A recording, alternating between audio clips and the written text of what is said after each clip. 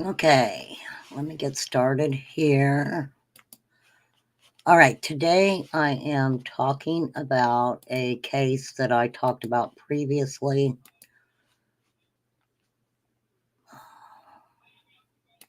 Hey, Teresa.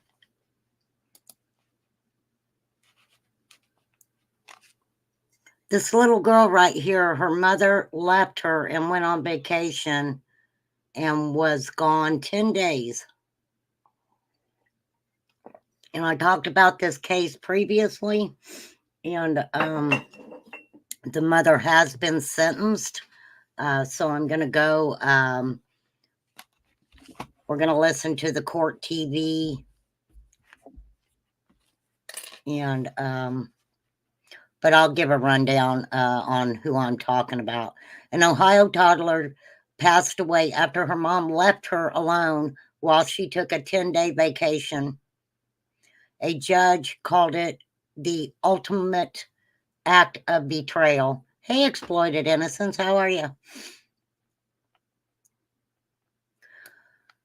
This little girl's name is Jaylin. Jaylin.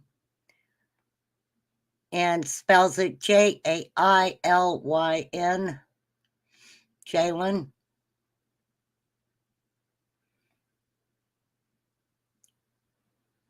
It's horrific. Hey, Poppy. Hey, Selena. It's horrific what this, I don't even want to call her a mother, did to this baby. Jaylin was 16 months old. Her mother, Crystal Candelario, right, decided she was going to go away on a 10-day summer vacation. And she left little Jaylin alone in a playpen. She was nice enough to leave her a couple bottles.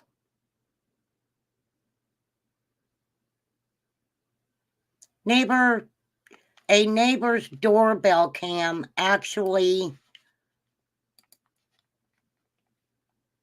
caught little Jaylin's cries. And I have to say, let me say this. Welcome to my channel, Opinion Series with no repercussions.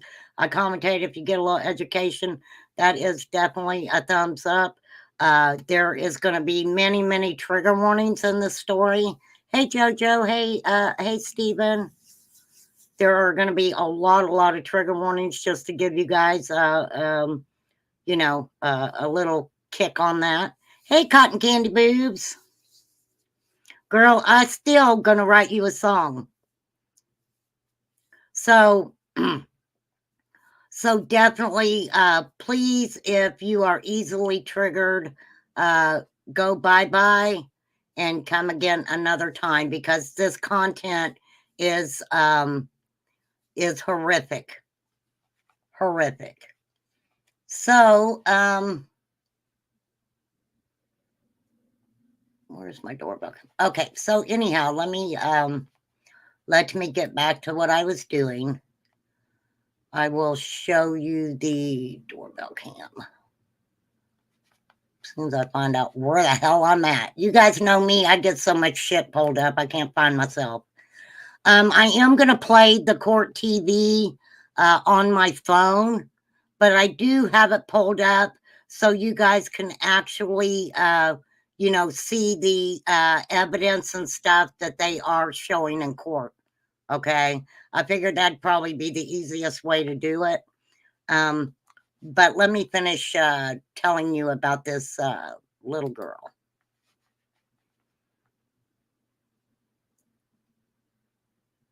So a doorbell camera caught Jaylin's cries, caught her cries.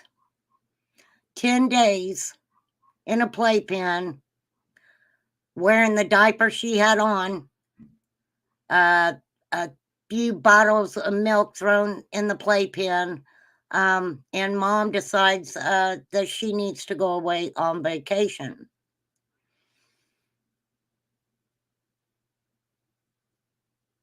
Hundreds of miles away from her baby in Puerto Rico. with a guy, okay? With a guy. And when I start playing the sentencing from Court TV, you will also hear that it just wasn't only one guy, that she hooked up with a couple different ones. So after her fun in the sun, she decided to make another stop in Detroit.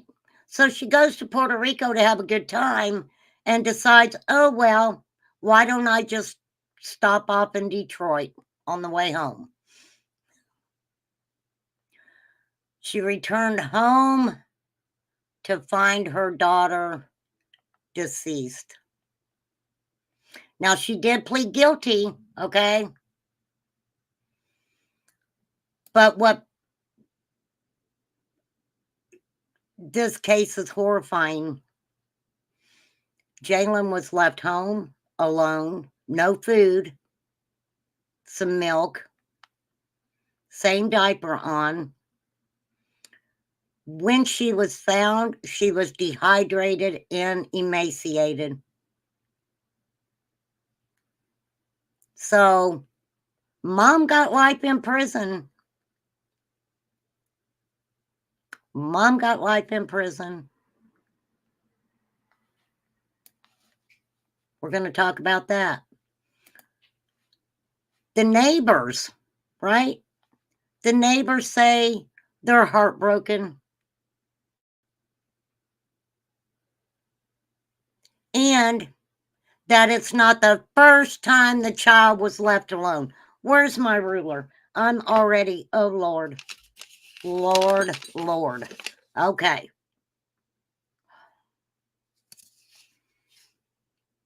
That wasn't the first time Jaylin had been left at home, right? Hey, Sassy Ann. Sorry if I miss saying hi to anybody.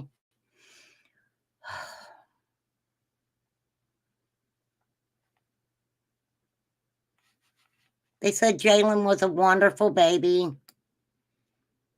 always smiling. And they also stated that there were plenty of people around that if mom would have knocked on somebody's door, that they would have took care of Jaylin, right? But no, she just left her there. She just left her there alone. Here's a picture of this horrific mother. You're right, Cotton Candy Boobs. They need to start making examples out of these people. Now, what you're going to hear from when she was in court, you guys know I got to commentate on it, okay? I mean, it's court TV. I'm even afraid to do the audio because I'm chicken shit that way. But I think it's very important that we hear how passionate the prosecutor is, the detectives that went and had to investigate Jaylin's case. So we'll hear from, we will SMH, you guys. You're absolutely right, Cotton Candy Boobs. People with substance charges get less time than these people. Less time than these people. Thank you, Teresa. All right, I'm going to get this started. You guys know I'm going to have to, of course, stop it and commentate on it. You know, and I'm going to say again, trigger warning for everybody. It gets very graphic when they talk about the condition Jaylin was in and things like that. But I will show it when they're showing evidence. I will pull it up and show you guys that, okay? Ms. Furling, are you ready to proceed? I am, Your Honor. Thank you. Good morning, Your Honor. We're We're here on a very tragic case. The state of Ohio has prepared a PowerPoint presentation because the state wants you, when you impose. You guys hear that okay, don't you? Can you give me a thumbs up if you hear that, Teresa? Please, ma'am. And I know it kind of sounds muddled, but that's the way it sounds anyway, okay? Because they are in a courtroom. So, and I can, well, I can't do that. Okay. All right, here we go. Thank you, guys. Thank you, thank you. Thank you, Patty. What was your sentence? That you look at Crystal Candelario's actions. And anybody that knows me or has been in this courthouse would know that I talk about actions in all my cases, because as adults, we are responsible for our actions and there are consequences to our actions. So let us begin on this fateful day that Jaylin Candelario lost her life. Trigger warning. Thank you, guys. If in fact we would have gone to trial, the evidence was going to show that Crystal Candelario left the state of Ohio on 6/4/2023. And this is sentencing. Teresa, will you drop my email, please? Now, why they went directly into sentencing was because she pled guilty. She leaves because there is a receipt that's found in her car that she is in Taylor, Michigan.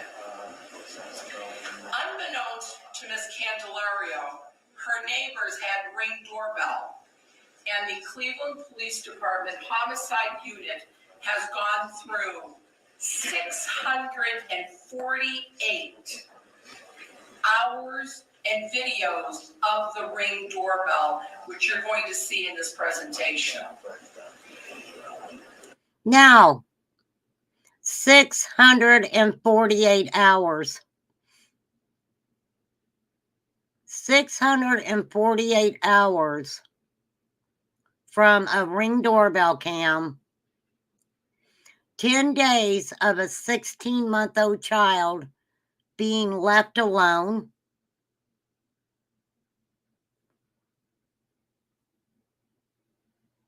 That's horrifying for a child. That's horrifying for a child. With regards to Ms. Candelario, she returns to Cuyahoga County on 6/6 at 7:41 a.m. So at this particular point, we have reason to believe that this child was left alone for 2 days now, and she returns on 6/6/2023. Additional cameras show her again at 11:51 on 6/6. And I'm showing the picture that I'm showing is a picture of the Ring doorbell cam while they got mom going on vacation. On 5/24 of 6/6. Ooh la la. Sorry, commercial. Hey, did you know you can Another learn 100 songs on piano commercial. in 1 hour? No way. All you need to learn is 4 Just a chords. minute, I'll tell you Beats. what her name is. 1, 2.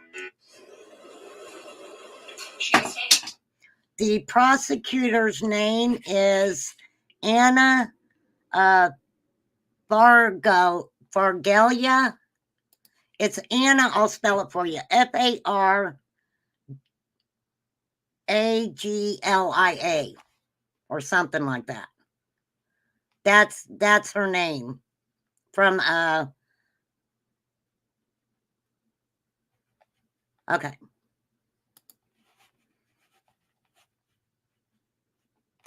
Okay, hold on. Suitcase and now. Yeah, my name is Rebecca. Are you kidding? REBCCA, and my last name is Maines. Oh wait, I messed up. MAINES. Hold on, y'all. I messed up. Welcome to my low budget channel. How long?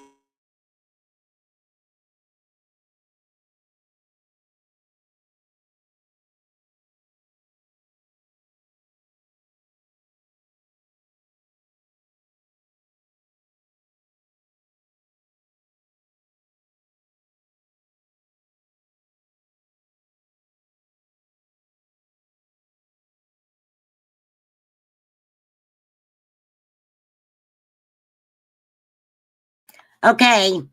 Sorry about that, you guys. I hit my phone.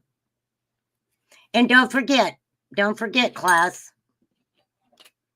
I forgot. You guys got to remind me to welcome you right. Welcome to my channel. I love having everybody here to talk about important issues concerning children. All children matter. Okay. Plus, you can 420 over here. I don't mind. My class is kind of laid back. You know what I mean?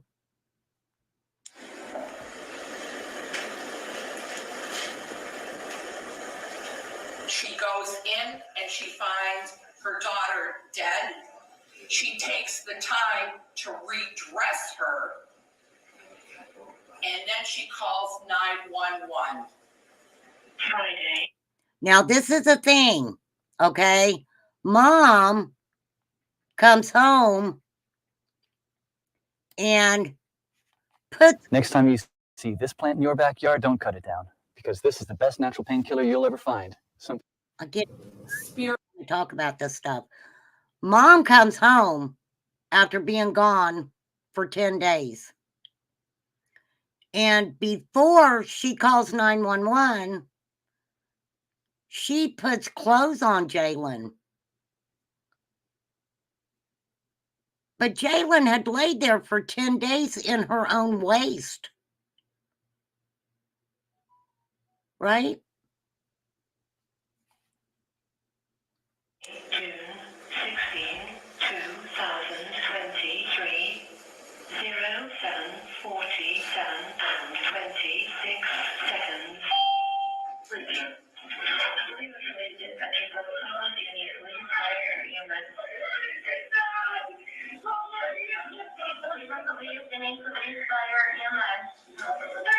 Now, what's playing right now is the 911 call, and she's pretty hysterical, right? Mom's pretty hysterical because she finds Jaylin unalive.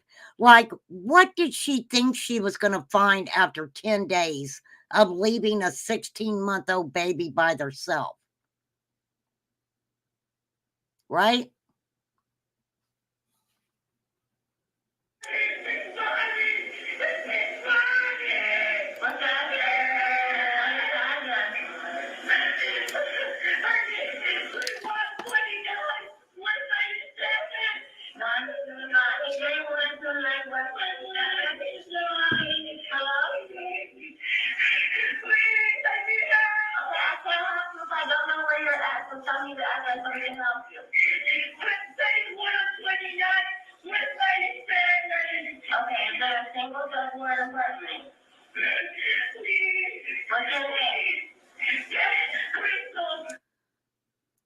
Now,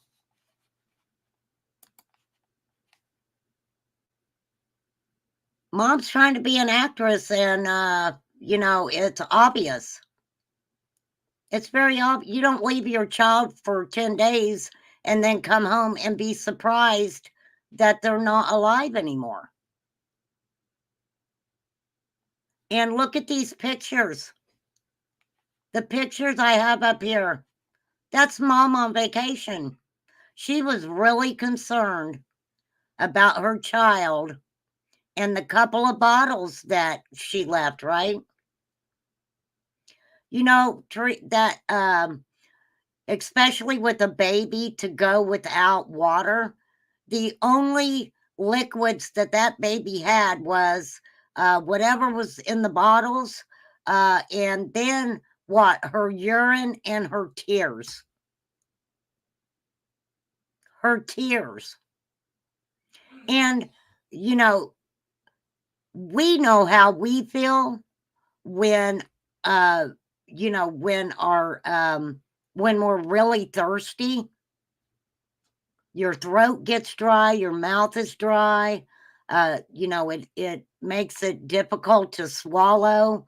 Um, it's horrible for me if I ever get like that dehydrated. But a baby that had no one to pick it up and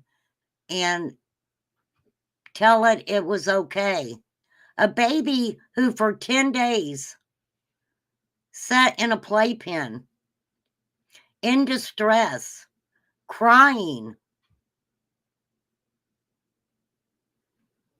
And it's on a neighbor's doorbell. Why didn't they see the Ring doorbell? That what they had happened at like 1 o'clock in the morning. I don't know how the neighbors wouldn't notice that Jaylin's crying in a playpen and her mom's vehicle or nothing's out there.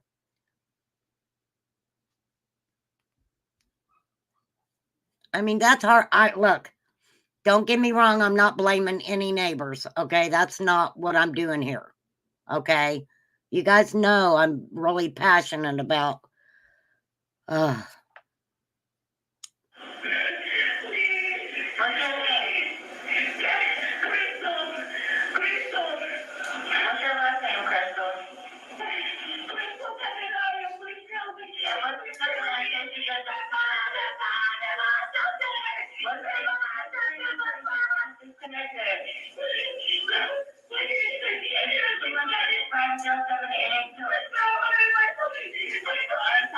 Tell me what's going on.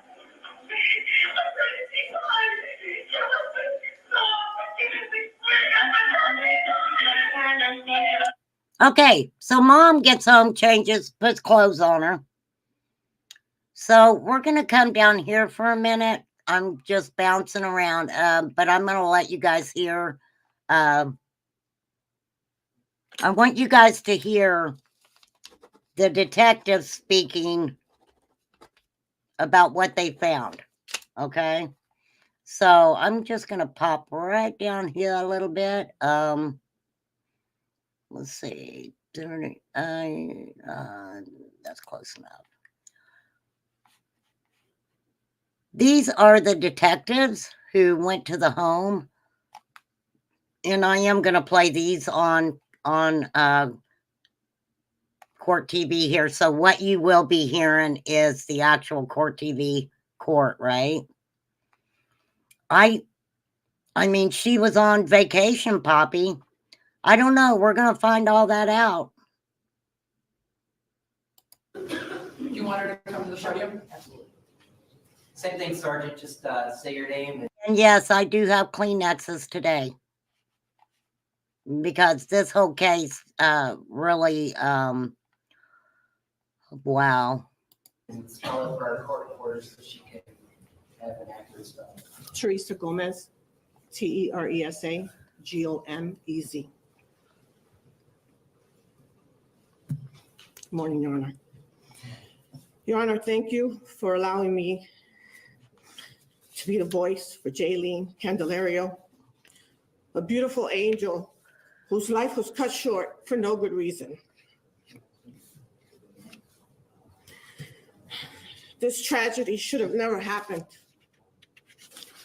I am Sergeant Gomez from the Homicide Unit.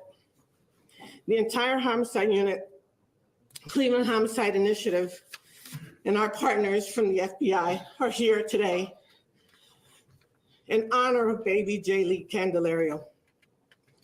When we were first notified of this horrific case, we were all heartbroken. But when we started digging deeper into the investigation, it was beyond horrific.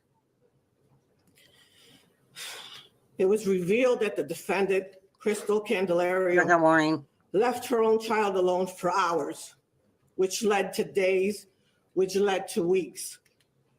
The 16-month-old baby was left alone in a pack and play to fend for herself for 11 days with no food, maybe milk, the clothing she had on, and the diaper she was wearing. This baby loved her mother. She needed her mother, and her mother betrayed her. Mothers usually want their children to have a long, happy life, but Candelario placed more importance on a vacation in Puerto Rico with her boyfriend than the health, safety, and well-being of her own daughter. She chose to satisfy her own needs and desires over that of her own child. Jaylin's life ended because of her selfishness and disregard for Jaylin's precious life. Candelario violated Jaylin yet again when she placed her little body in a clean outfit in order to orchestrate this facade that she was trying to portray for the investigators, either before or after she called 911. But Jaylin told us something different when we saw her eyes sunk in and wide open. We later learned that sunken eyes is a result of severe dehydration. To the naked eye, it appeared she had dirt in her mouth and fingernails. It wasn't until the next day that detectives learned that the dirt, in fact, was feces. Detectives also began to gain clarity as to what really happened to Jaylin. Candelario's fabricated story, which she initially told detectives, began to unravel. There's no way things could have happened the way the defendant said they did, which left us with many unanswered questions. Detectives gained knowledge of the fact that Candelario left Jaylin by herself for more than 10 days. Many hours of video surveillance revealed all of the comings and goings of Candelario from June 5th through June 16th of 2023, when she discovered her daughter deceased. Investigators watched a total of 628 surveillance videos, which also included audio. On June 9th, audio surveillance captured the final time Jaylin is ever heard crying. Myself and the people sitting behind me, many who are mothers and fathers, are tormented by the thought of what Jaylin endured and what her last hours on earth were like. Any of us and thousands of others would have jumped at the opportunity to take care of this beautiful little girl. Jaylin died a long and agonizing death, afraid and alone, while her mother enjoyed the beach and sunshine. This is a case that myself, all the people behind me, and everyone around the world will have branded in our minds and in our hearts forever.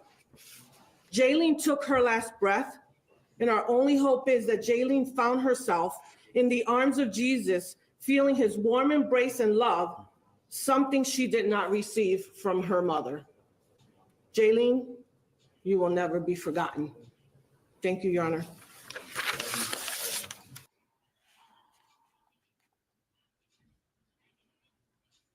I can't fathom a 16-month-old baby being left alone.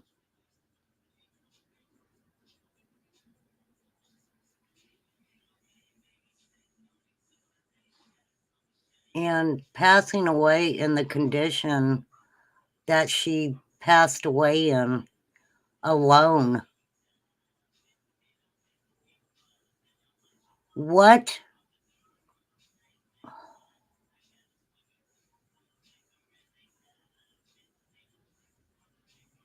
And you guys know over here, we've covered so much about moms and their boyfriends or their husbands having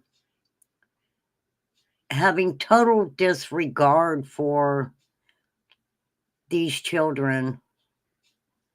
And I think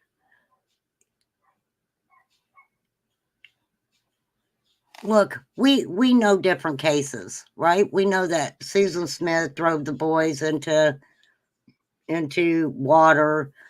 We know that Andrea Yates drowned her children. Are those horrific ways to harm your children? Absolutely. But this mother left her for 10 days, 11 days by herself. By herself. Okay, get ready. Get ready is all I'm gonna tell you. This is another detective getting ready to speak. And Detective Powell. And I do have, hey, Miss Justice, I do have closed captioning turned on, you guys. I'm sorry, I'm a closed captioning fanatic. You know, I like to see the words.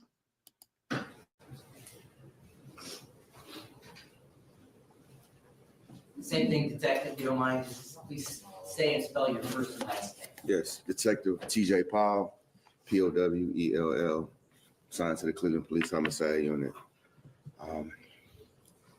I was the lead detective investigator on this case, and I can honestly say, Your Honor, in my 17-year career as a Cleveland police officer, this by far is the most horrific case I've ever had to investigate.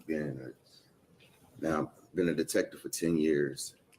First and foremost, I want to thank the entire homicide unit, the entire Cleveland Police Department, prosecutor's office.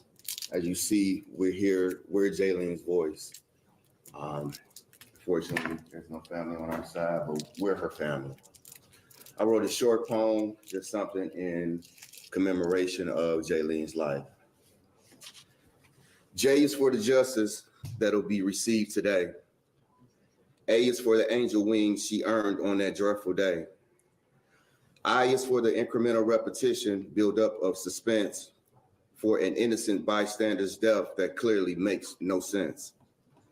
L is for the lack of love while alone for 11 days. Y is for a young life that was taken away. N is for new eternal life Jaylin gained on that day. No child should ever have to die this way.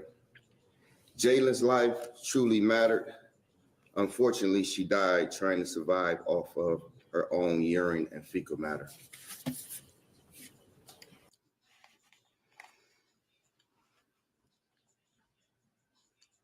We hear cases where mothers dispose of their victims, because that's what these children are. They're victims. They're victims.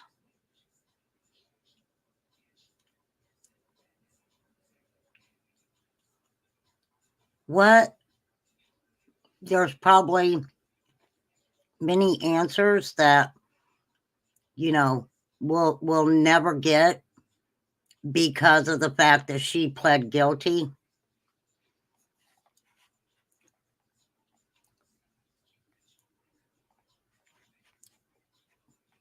And I don't want to disregard the 911 call, but she's just screaming and stuff.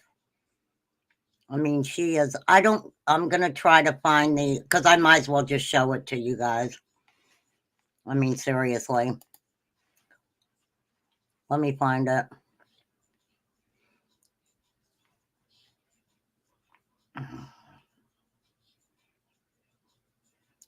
I just had it. Oh, I probably took it off. Give everybody a moment to breathe here. I think she should have gotten more than what she did, to be honest with you. Let me find the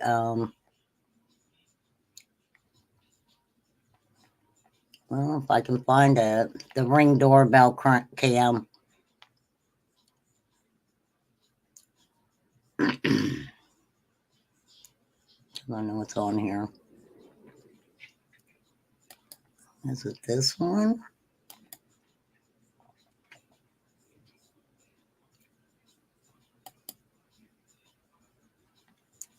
Oops, that one. So they had her plane tickets. So she knew she was going. She knew that she was going to go on this trip. What made her think that she could leave a 16-month-old baby? Right? She's on vacation having a good time. Here's the, this is the Ring doorbell cam. I don't know if you guys are going to be able to hear it, but you can actually hear, her cry. So, let me play that real quick. While she is in Puerto Rico, the detectives were able to locate on the Ring doorbell that on 6/9/2023 at around 1:04 a.m. in the morning that you hear this child crying. You just have to listen real close, you guys.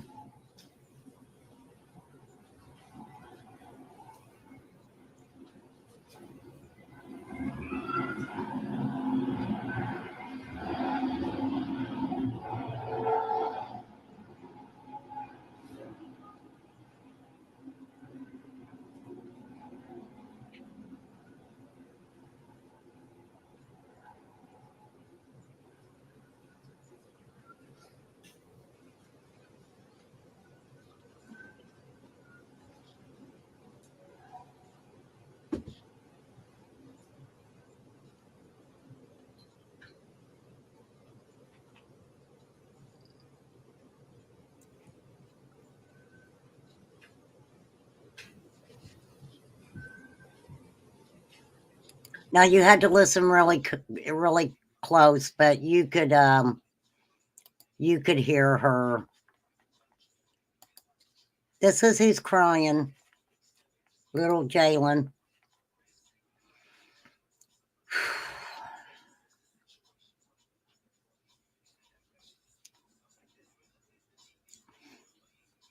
Okay. I want to play the state summation because it's very important.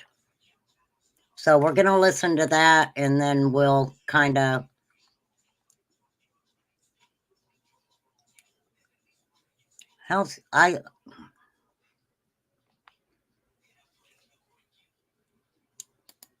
speechless.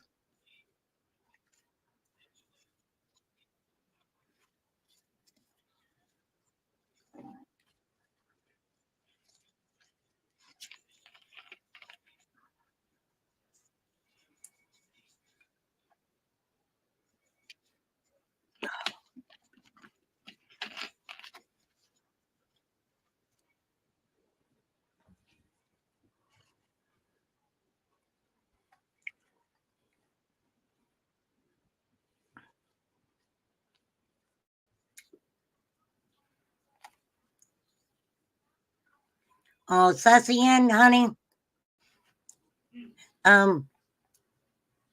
It's okay if you can't be here, Sassy Ann. It's okay. I think we're all dumbfounded.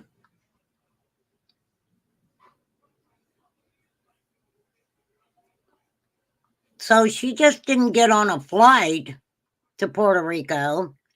She made a stop in Detroit because you know what? What's the big deal? I'm not thinking about my 16-month-old daughter laying in a pack and play all alone. How horrifying must that have been for Jaylin to be in that pack and play and not have any human contact whatsoever. It's horrifying.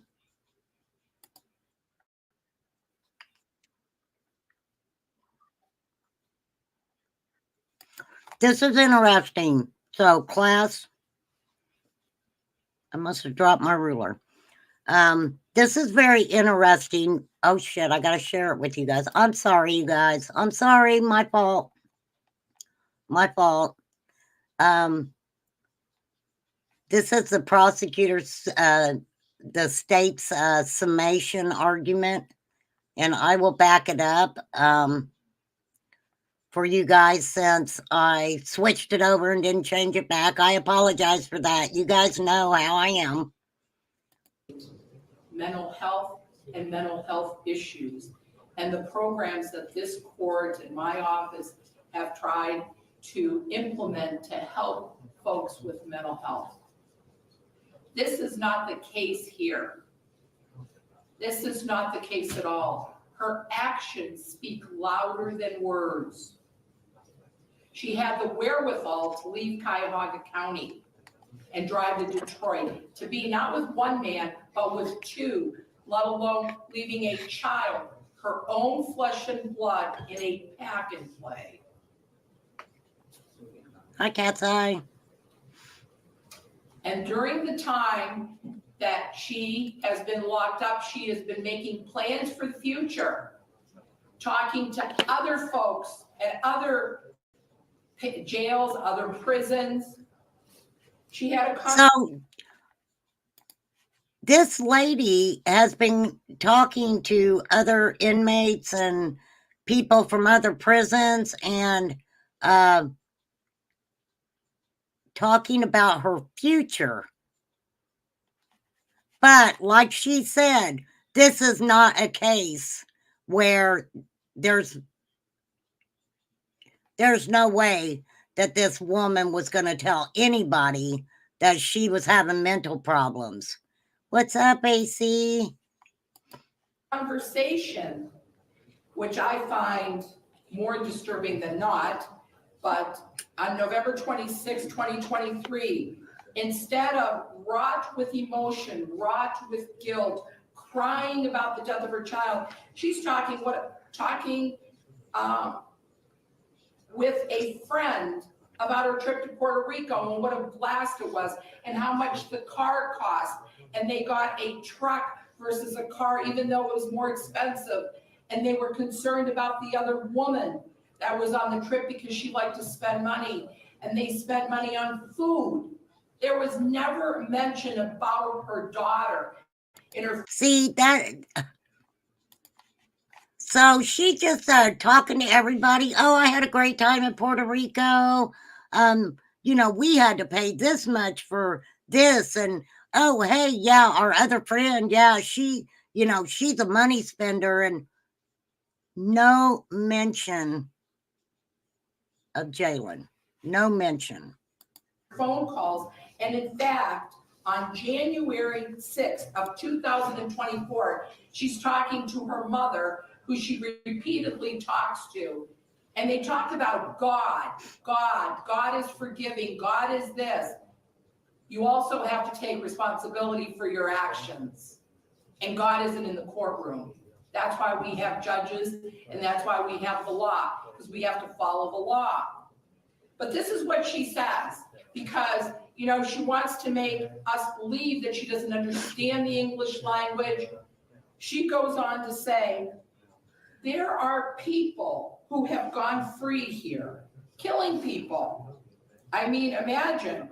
I mean, intentionally, and mine was practically an accident.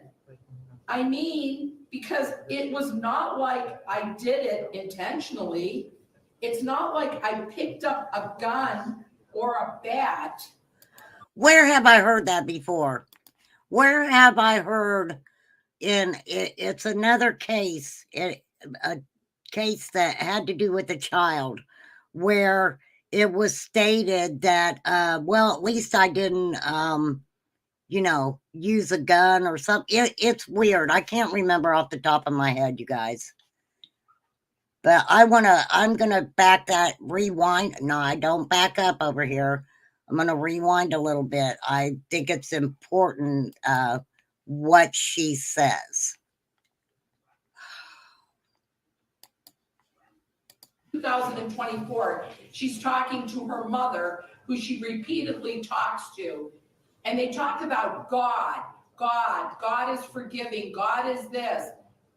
You also have to take responsibility for your actions.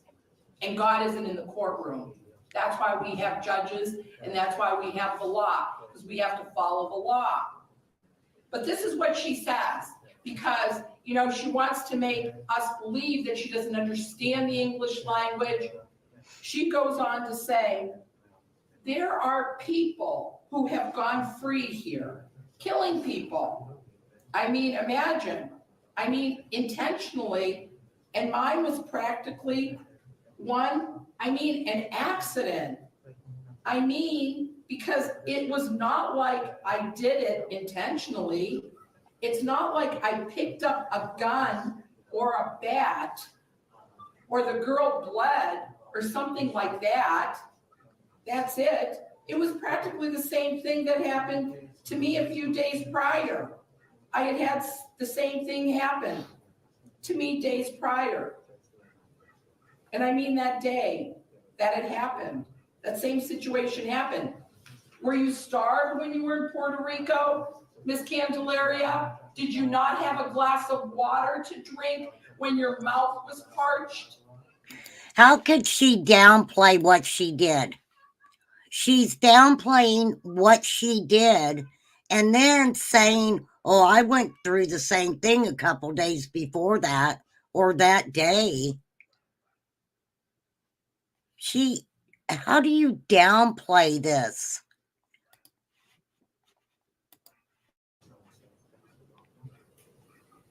It is really pretty pathetic, Your Honor, because, you know, we always stand before you and say that the purposes and principles of sentencing are to punish the offender and to protect the public.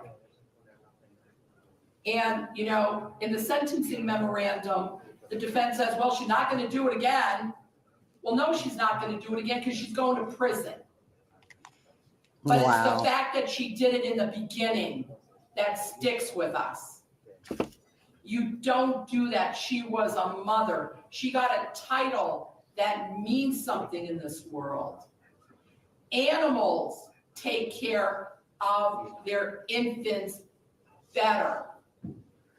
The thought of this child dying every day while she's having fun, humanity can't stomach that.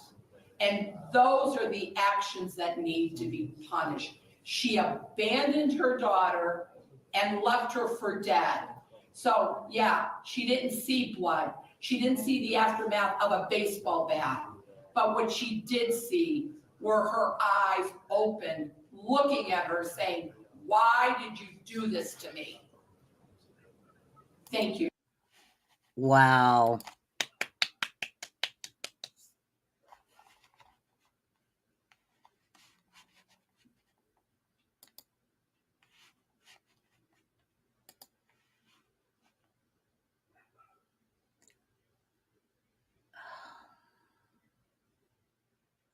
SMH.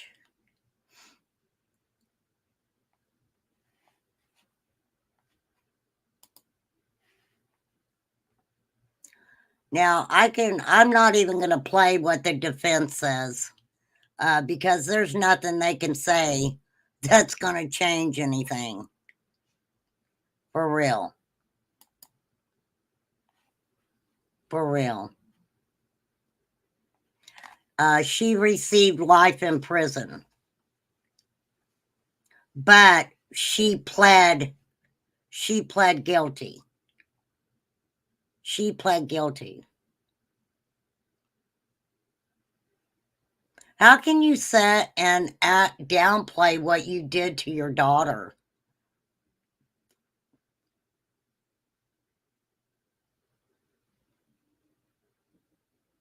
All that little girl wanted was for somebody to walk in that front door, pick her up, and hold her, comfort her,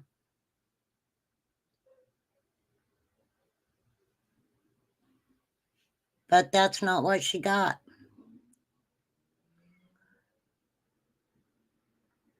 No food, nothing to drink, laying in a filthy playpen.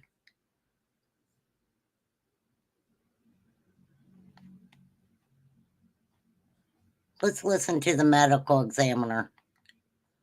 All right, definitely trigger warning, you guys. I'm gonna play the medical examiner and what she has to say. I already showed a couple other things off of it, so I might as well let you guys actually see it instead of playing it on my phone, because I know a lot of times people don't like it when I play stuff on my phone. So she didn't care about nobody but herself. She didn't care about nobody but herself. All right, I'm going to play the medical examiner. Look, this is really, really triggering. So if you need to leave, please do so. Come back another time. I know that the content today is really heavy content. And I just thought when I talked about her case the first time, you know, I kind of said what was going on and stuff. And I guess I'm just different. And when I talk about a lot of these cases and stuff, because, you know, I want to, you know, I want to know the facts. And, you know, if I have to wait to get a medical examiner's report or, you know, something like that, or even wait until the perpetrators go to court, that's just, I like to do it that way. So that way it's all, you know, factual.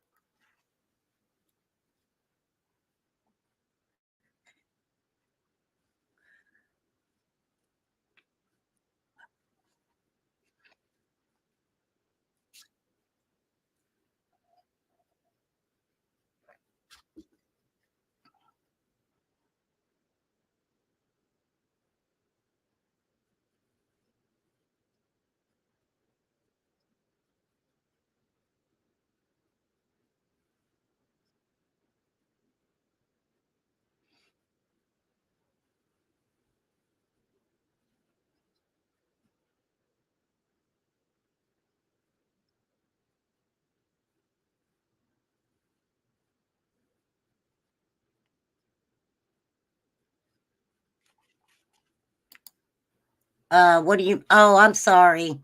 I'm sorry. Thank you, Teresa, for pointing that out. Well, at least you told me before I got into a half an hour of it. I'm sorry, you guys. You know, I'm not the most professional person in the world. Okay, here we go. I apologize. Good morning. Hi, doctor. For the record, can you say your name and spell it for the recorder? Yes, my name is Dr. Elizabeth Mooney, and it's spelled Mooney. I am currently employed by Cuyahoga County Medical Examiner's Office as a forensic pathologist and deputy medical examiner. In this capacity, I was assigned the task of performing an autopsy on little girl Jaylin Candelario in order to determine her cause and manner of death. Unfortunately, this is one of the most tragic and unfortunate cases I've had in my career thus far. So today I speak on behalf of her and her findings with the course of my examination.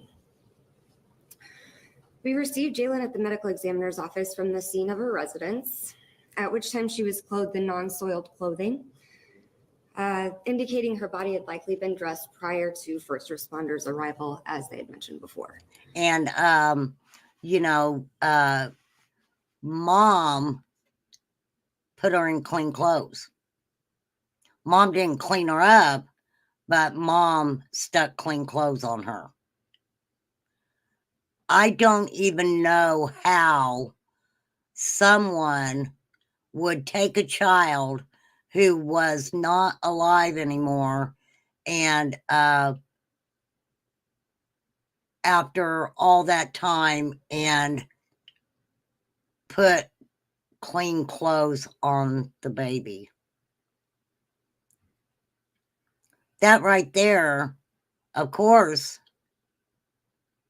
told investigators that mom's hiding something.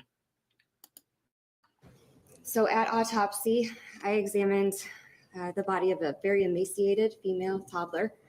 At this point, she weighed 13 pounds. Upon review of medical records, this indicated approximately a 7-pound weight loss since her previous doctor's visit less than 2 months prior to that. The eyes were sunken and she had temporal wasting in her face. In addition to that, the skin showed markedly decreased turgor, meaning when I pinch the skin, it remains in that tented position, indicating severe dehydration. In addition, there was abundant fecal material present, caked on the fingers, the fingernails, the hands, the feet, as well as the soles of the feet.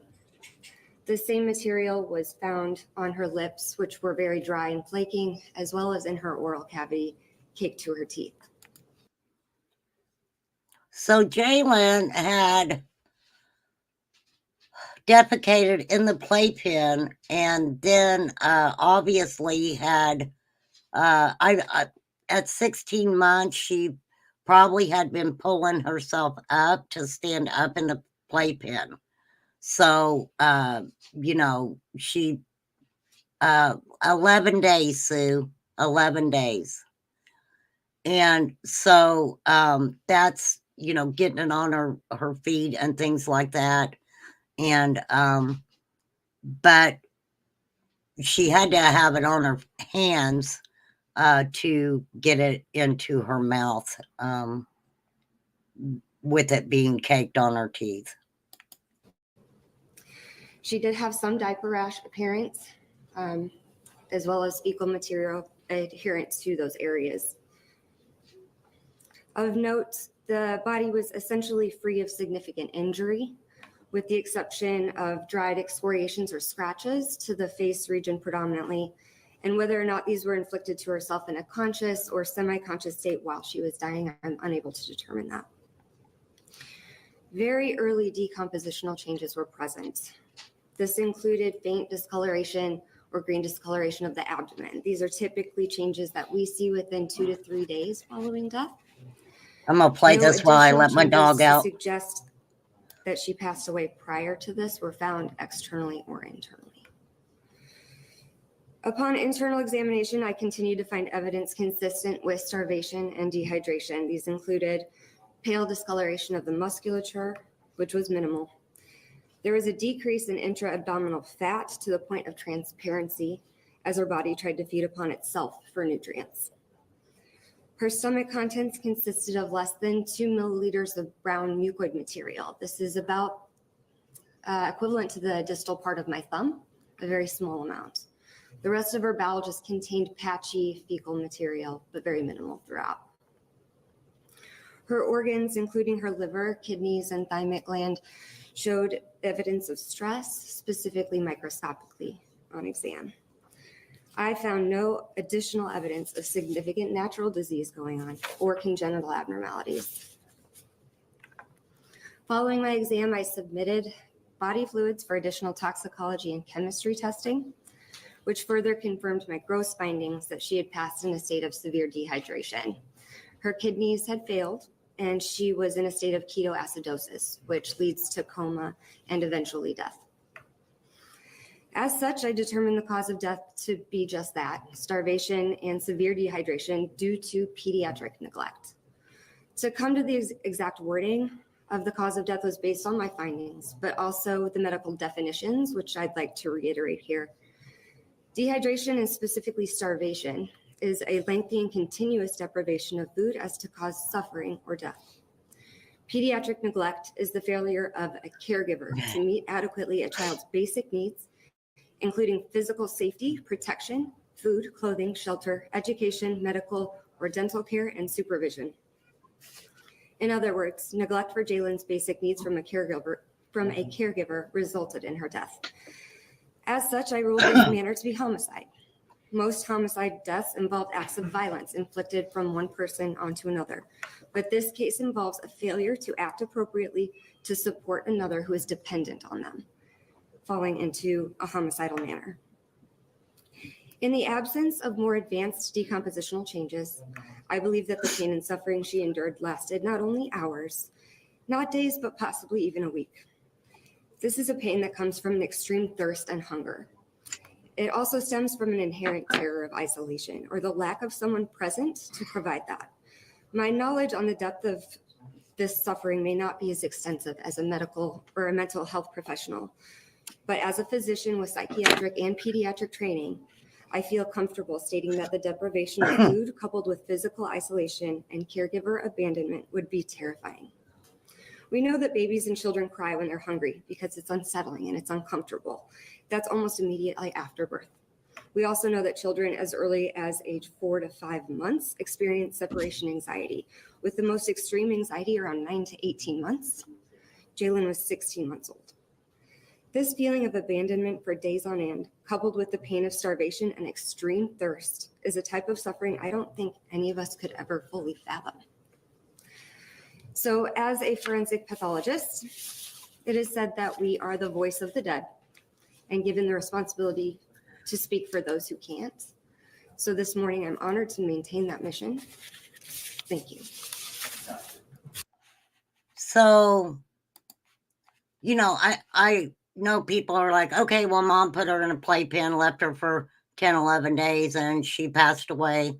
But you know, it's very important to, and I told you today's topic is you know, we're having, it's a really deep topic, because we have to realize what Jaylin was going through. She was alone. Okay. And I talked about us as adults, our mouth getting dry. You know, when you don't have any liquid, you know, your throat, it's hard to swallow. And also with not getting any nourishment, she probably had tummy aches. She suffered. Hey, Vic. It's horrifying. It's so sad. Okay, let's pop over here. I want to hear what Jaylin's grandmother has to say. Yes, Miss Rainey, what can I do for you?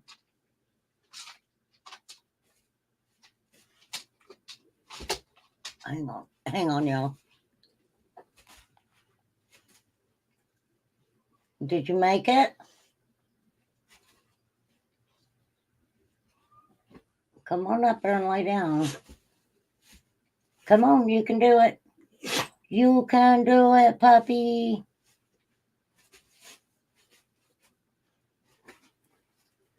Okay, she's on the bed. Sorry, she's really old, so if I had to jump up and help her, I would have.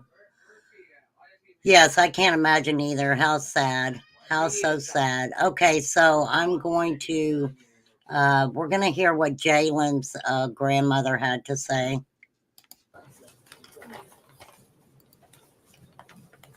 Good morning. I'm going to ask, would you like to go first then? Identify yourself. Yo solo voy a hablar. She's just Yo solo voy a Oh, okay, got it. No, yo. Okay, can you say your name? ¿Para indicar su nombre? Teti Torres. ¿Mi nombre? Katie Torres. Can you spell it for the record, Robert? Puede de letras de K con K, ¿cierto? K-A-T-I-Y, ¿cierto? K-E-T-T-Y. K-E-T-T. K-E-T-T-Y. ¿Y Torres con S o? Con S. Torres, T-O-R-R-E-S. And yeah, she has an interpreter. Yeah, Rainey made it. Teresa said, yay, girl. And present with her is her husband and his name? Con ella es su nombre, señor. Tu nombre. Tu nombre. Clever Candelario. ¿Cómo? Clever Candelario. Clever Candelario. Él no Clever. escucha bien. Él no escucha bien. Tiene un problema de audición. This gentleman has a hearing problem. Okay, that's fine. Okay. Okay, Clever con C. Con K. Con K-L-E-B-R. K-L-E-V-E-R. ¿Y el apellido? Candelario, con C. Candelario. Same as that. You good? All right, good. Okay, bien, señor. Excelentísimos jueces de la corte. Honorable judge of the court. Con el corazón partido en 1000 pedazos, With my heart ripped apart in 1,000 pieces. pero desde el amor y sostenida por Dios, Speaking from love and maintained by God, estoy aquí para decirle al mundo I am here to tell the world que mi hija salió de un hogar that my daughter came from a home donde se creó una relación de humanismo, where there was relations of humanism, valores, values, creencias, beliefs, afectos, emotions, calidez, warmth, donde lo más importante era la familia. where the most important thing was the family. Crystal creció y se formó Crystal grew up and was educated en un ambiente sano junto a sus padres, in a healthy environment together with her parents, protegida y amada. protected and loved. Realizó sus estudios en nuestro país natal, Ecuador. She studied and was educated in our native country of Ecuador, escogiendo la misma profesión de su abuelo y sus padres, and she chose the same profession as her fathers and her grandfather, la docencia. teaching. Sus años de edad adulta fueron marcados Oh, yes, I wanted to say, she actually had been a teacher for young kids. She may sound angry because I've got her playing a little bit faster, because I went ahead and made it a little faster. As an adult, were marked by por problemas de salud física y sentimentales, both physical and emotional problems que no siempre terminaron de la mejor manera. that didn't always end up in the best way. Su salud emocional se vio afectada en más de una ocasión, Her emotional health was affected on more than one occasion, pero entre trabajo, responsabilidades y el día a día, but between her work, her other responsibilities, and her day-to-day life, en un ir y venir, no logró priorizar la importancia de un tratamiento continuo. in the middle of all that, she never ended up prioritizing or appreciating the importance of continued treatment.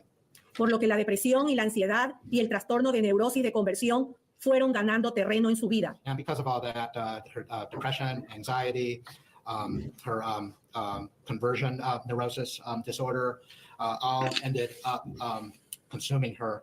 Razón por la que siempre sufría desmayos y pérdida del conocimiento. And as a result of this, she suffered. You know what? This talking about mom having depression and anxiety and all that other shit.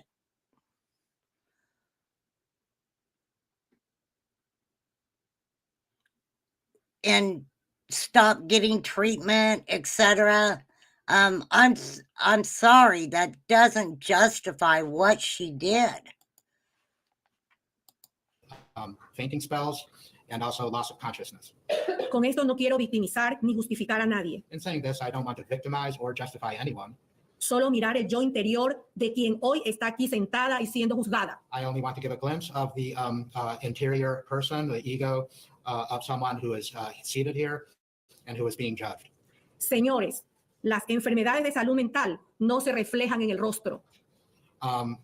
Ladies and gentlemen, the sickness, mental health illness is not reflected Ni en in someone's face, ni en una foto. and also not in a picture, in a photo. Nacen y se quedan en el alma.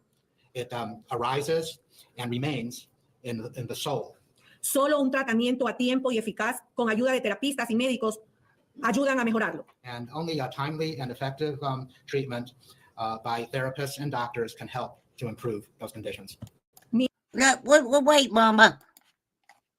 Wait a minute, Mama.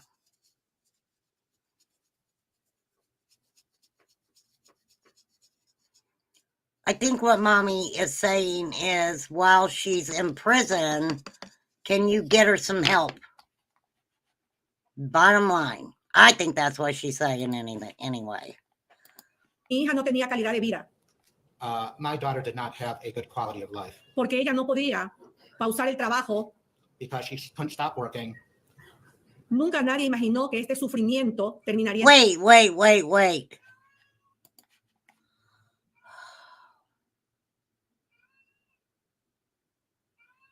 Your daughter was an adult who did a horrendous thing to her child. But you're letting us know that, you know, she had a good family life. She was taught values. They said that mom and daughter had been having conversations about God, right? I'm not sure, Cat's Eye. Give me a minute. Tragedia. No one Hey, ever Eli. imagined that this suffering would culminate in a tragedy. Y hoy aquí quiero decirle a Jaylin, And here I'm. que eres nuestro ángel, Jaylin. I want to say here before Jaylin, our angel, Tu recuerdo vive en nosotros. that your memory lives within us. Siempre te amaremos. We will always love you. Te acuné en mis brazos. I held you in my arms. Tus abuelos nunca te olvidarán. Your grandparents will never forget you. Perdóname, bebé, Forgive me por vivir la oscuridad del conocimiento for being in the dark. que me imposibilitó ver la luz y poder ayudar a And tu for madre. being in the darkness that prevented me from seeing the light to see what was going on with your mother. Hija querida, cuánto te amo. My beloved daughter, I love you so much. Lamento y me arrepiento I lament and I am por no so haber sorry por no haber detectado lo que estabas viviendo. for not having detected what you were going through. No leí tu corazón. I could not see what was in your heart. No me percaté del caos I didn't notice the chaos por el que estabas atravesando. that you were going through. Lamento ahora, hija de mi vida, causarte este dolor.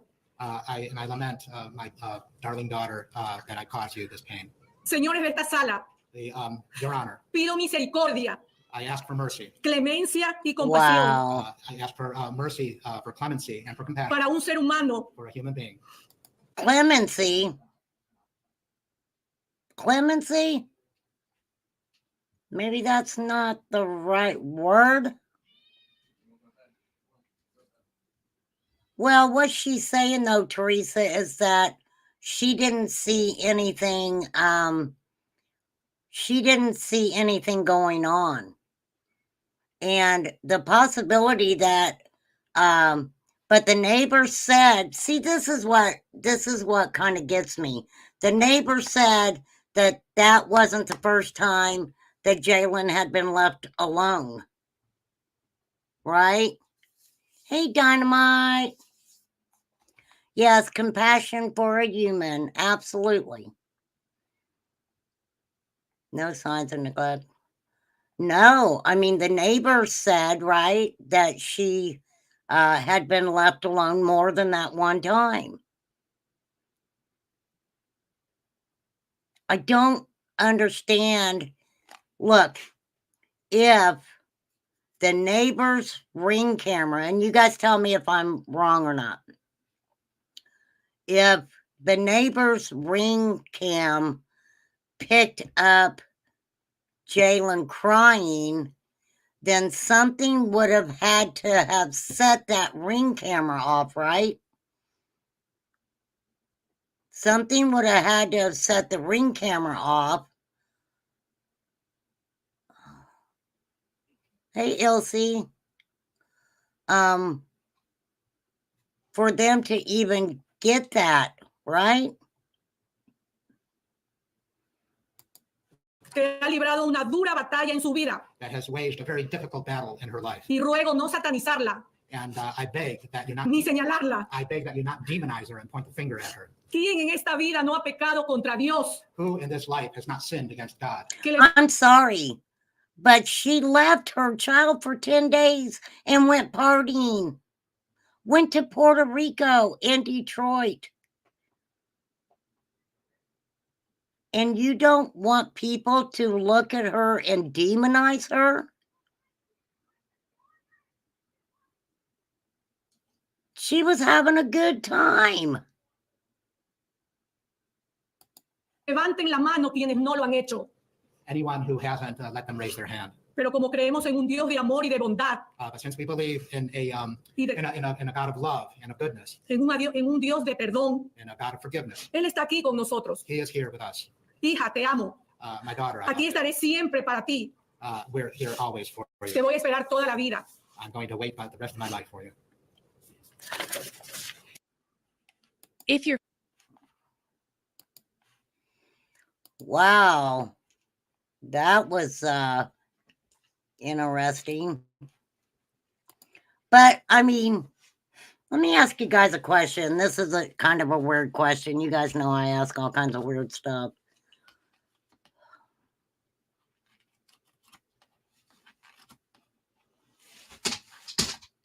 I guess is it for us to forgive her or not?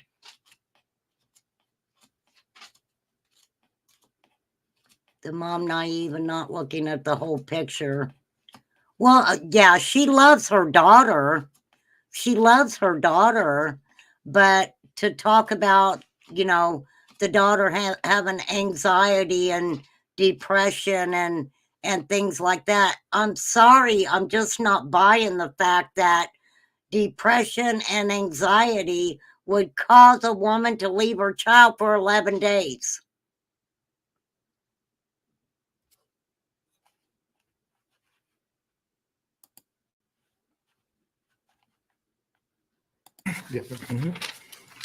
Okay. Oh, I think the dad speaks. I guess we can hear what dad has to say. Señores excelentísimos jueces de la Corte, Honorable judges of the court, estoy aquí consternado por todo lo sucedido, I'm shocked by everything that happened, dándole apoyo moral y espiritual a nuestra hija. and I'm giving moral and spiritual support Señores to our jueces, daughter Crystal. pido compasión, comprensión, empatía, misericordia para un ser humano que ha tenido una etapa de su vida cargada de mucho estrés y preocupaciones. Gentlemen judges, Las enfermedades mentales I ask for compassion, understanding, empathy, and mercy for someone who is going through a state of stress and mental and emotional illness and worries. Las enfermedades mentales y emocionales no avisan. Mental and emotional illness does not give warning. Cada persona es un mundo Each person is a world unto herself, y el mundo interior de mi hija and the inner world of my se daughter convulsionó. was shaken Sin darnos cuenta, without our having realized it. la depresión, la ansiedad, Depression, la envolvieron hasta hacerle perder el juicio y la razón. depression and anxiety consumed her to the point of depriving her of good judgment and reason. Aquí está mi hija Cristel, que también tiene un motivo para seguir adelante. Here's my daughter Crystal, who also has a motive to go forward with your help. Con la ayuda de ustedes y esa razón With your help and with this motive, se llama Amaya, her name is Amaya.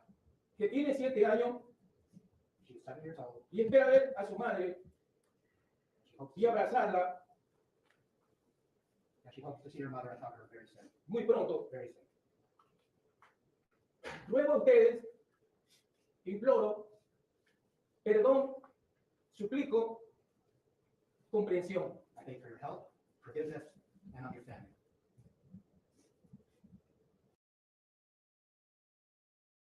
Wowsy, wowsy, woo. I don't think I need to hear any more what he's got to say. At all. I'm sorry. I mean, not interested. Hey there, real quick. Oh, I'm shit. Steve Fisher, and I'm here. Oh, shoot. Dang it. It's okay. What do you think she pled guilty? What do you guys think some of the reasons that she went ahead and pled guilty were?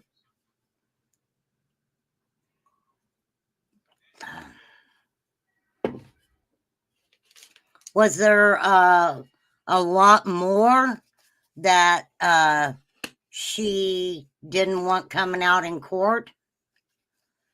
She had sense enough to come back, so she must have had enough sense to not leave. I agree there, Katie Ann. I agree there.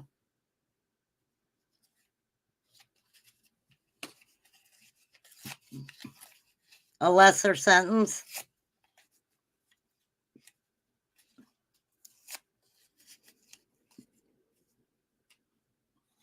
Yeah, that's a good possibility. Let me check something real quick.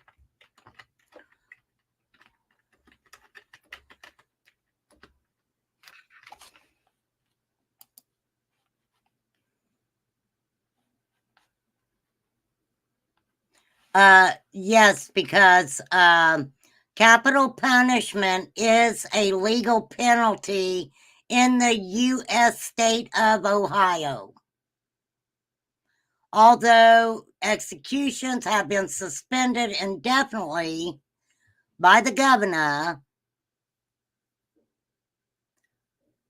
only until a replacement for lethal injection is chosen by the Ohio General Assembly. So don't forget now that what state was it that tried out a new form of the DP, right? And I can't remember off the top of my head what they did. I'll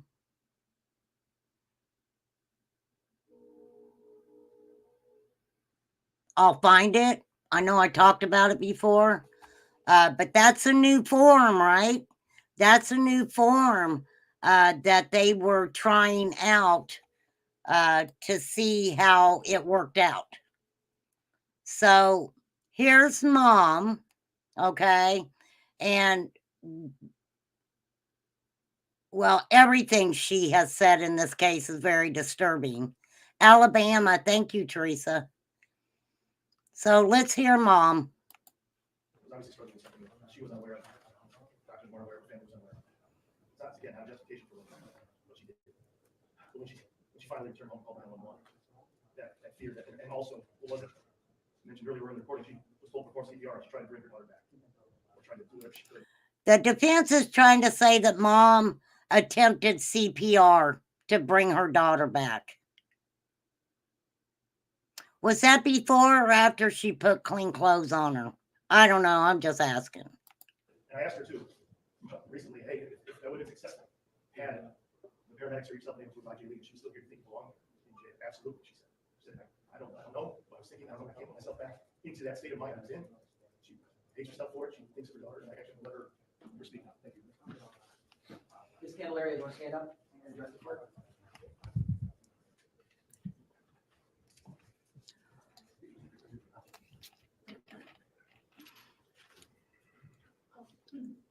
Your Honor, good morning.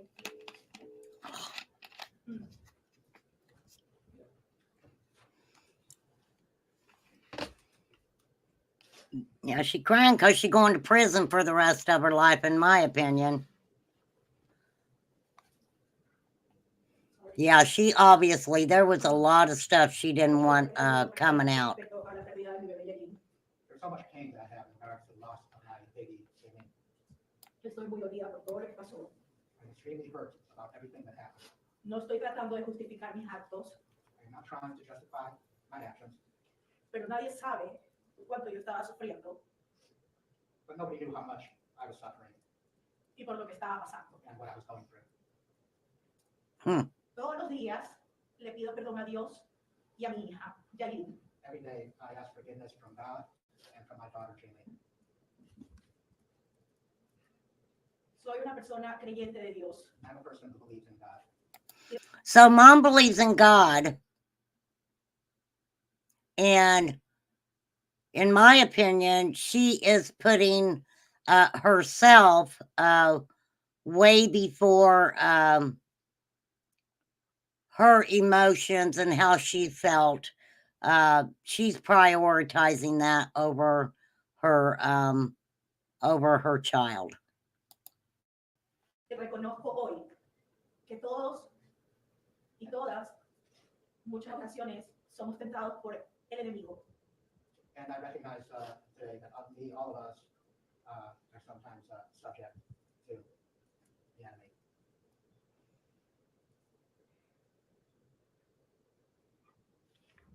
Dios. So I do have the closed captions up, just let you guys know. So for anybody not actually watching, she's basically saying that this is my opinion, that everyone's subject to the enemy, which is, I guess, Satan. Y mi hija me ha perdonado. God and my daughter have forgiven me. God and her daughter have forgiven her.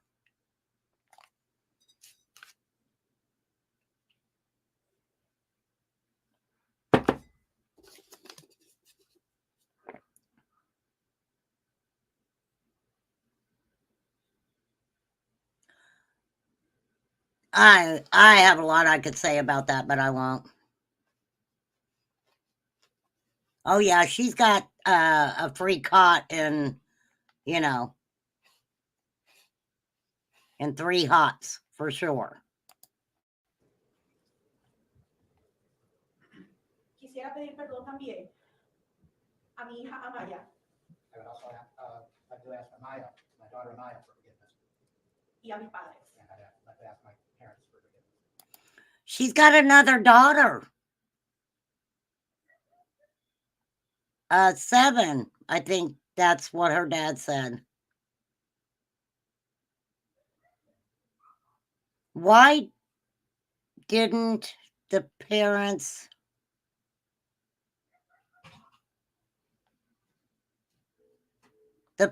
probably raised the 7-year-old, you know, from the beginning?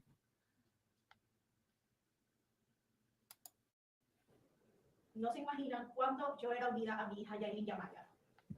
One can't imagine how close I was to my daughters, Jaylin and Amaya, Y cuánto nos amábamos todas. and how much we all love one another. Extraño mucho a mis hijas. I miss my daughters very much. Hoy, nada puede devolverme a Maya. A Jaylin, perdón. Now, I know that nothing can bring Jaylin back. Y no pasa un día que no deje de pensar en ella. And not a day goes by when I do not think of her. Le pido a Dios que algún día pueda volverla a ver I pray to God that one day I will see her again. y poder recordar junto con Amaya, que es nuestra única esperanza el día de hoy. And I pray also that one day I can be reunited with Amaya, who is our only hope right now. Thank you, Your Honor. Thank you, Your Honor. Wow. Oh, I'm sure she got her Bible with her. I am sure she did have her Bible with her. All right, I'm going to play the judge's ruling, and then we'll just have us some conversation. Yeah,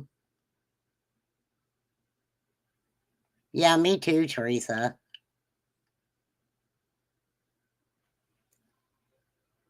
I definitely want to hear what the judge has to say. I didn't get to see this part, so I'm like you guys who haven't seen it. She also, Vic, had a 7-year-old child. She has another little girl.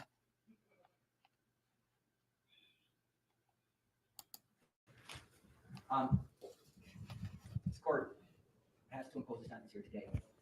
And the first thing a judge has to do is look at the purposes and principles of sentencing. That is, the sentence must comply with these purposes and principles under our revised code 292911A. The overriding purposes is to punish the offender and protect the public from future crime by this offender and others. Using the minimum sanctions that the court determines accomplishes this purpose, without imposing an unnecessary burden on state or local government resources. I always have to consider the need for incapacitation, deterrence, rehabilitation, and restitution. The sentence should be commensurate with and not demeaning to the seriousness of the offender's conduct, its impact on the victims, and consistent with sentences for similar crimes by similar offenders. The older daughter's with her parents. Ms. Candelario, I am not sentencing you today based on your race, your ethnicity, your gender, or your religion. Do you understand? Yes.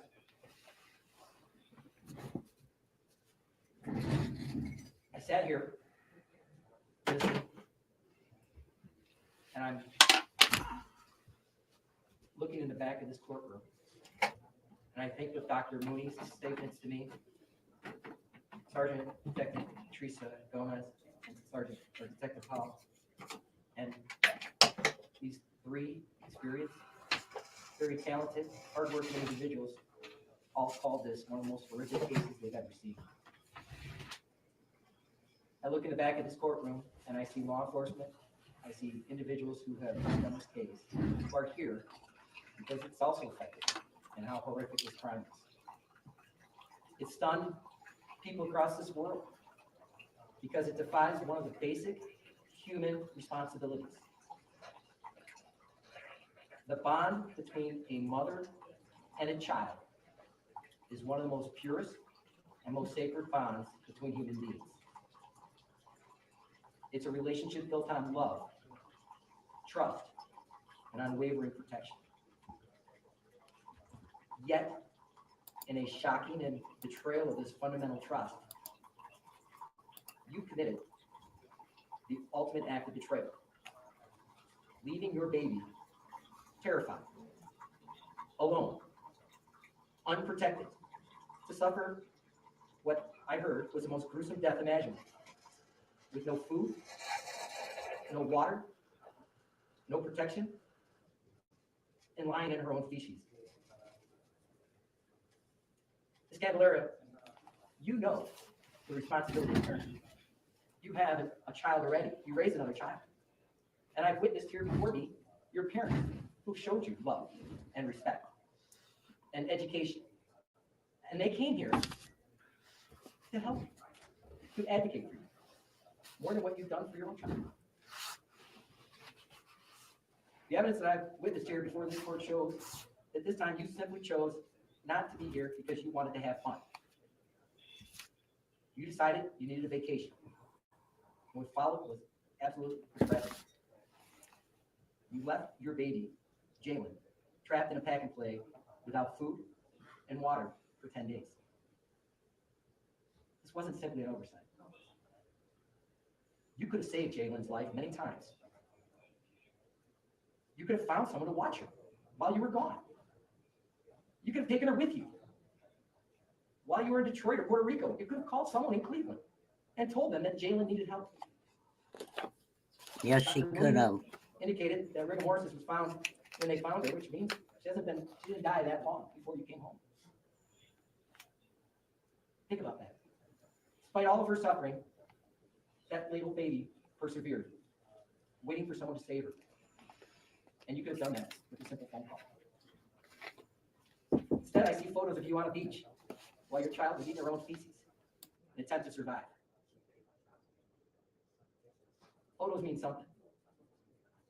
And I'm well aware of mental health, but it didn't look like you were too concerned about your child.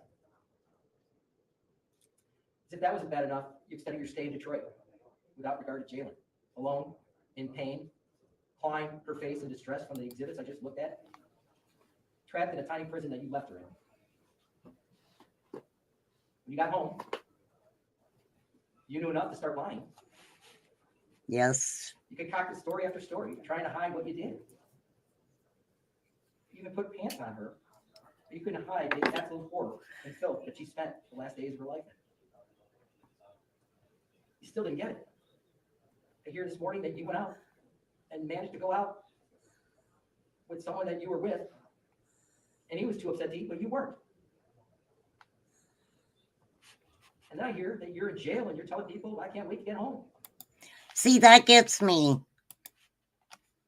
She still lived her life without any problem. Goes out to eat with somebody and they're like, I can't eat. And she's like, I can. I can. I made my daughter go without food, but I'm not going to go without food.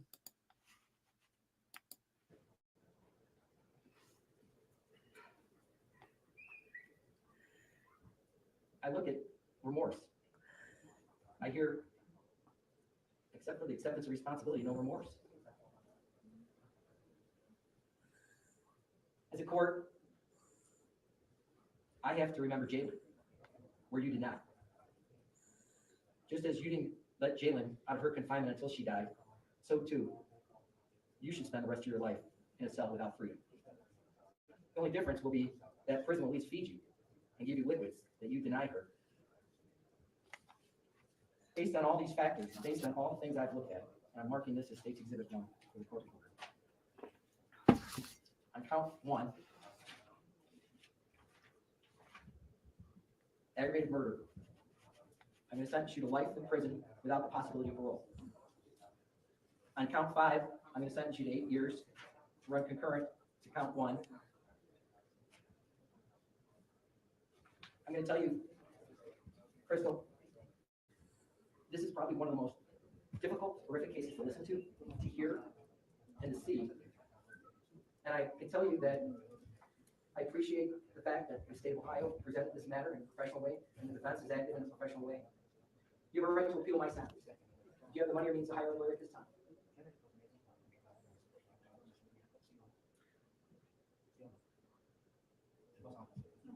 No. All right.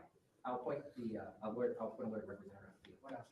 And on the endangering children, because of the Reagan Tokes thing, it would be 8 to 12 years.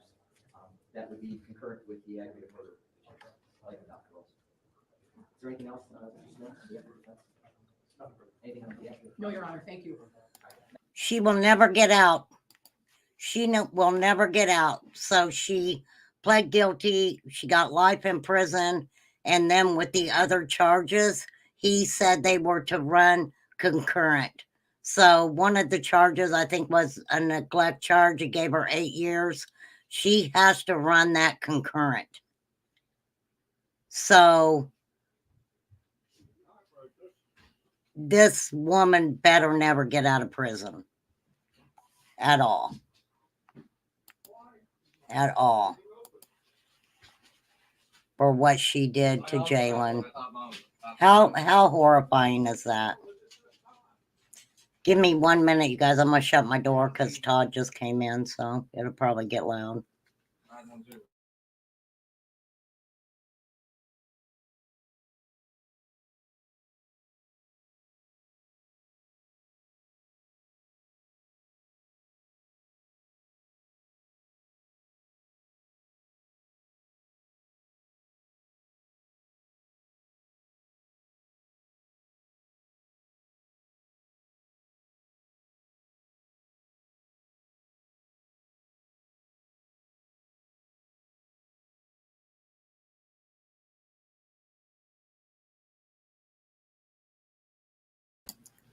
Okay, sorry, you guys.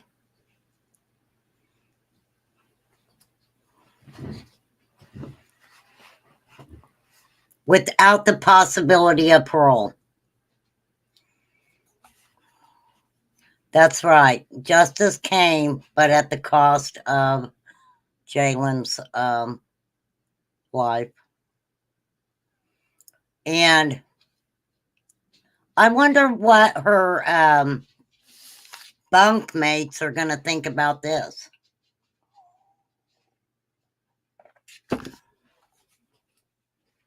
You know, these institutions, I will call them, I don't understand why they want to protect these people.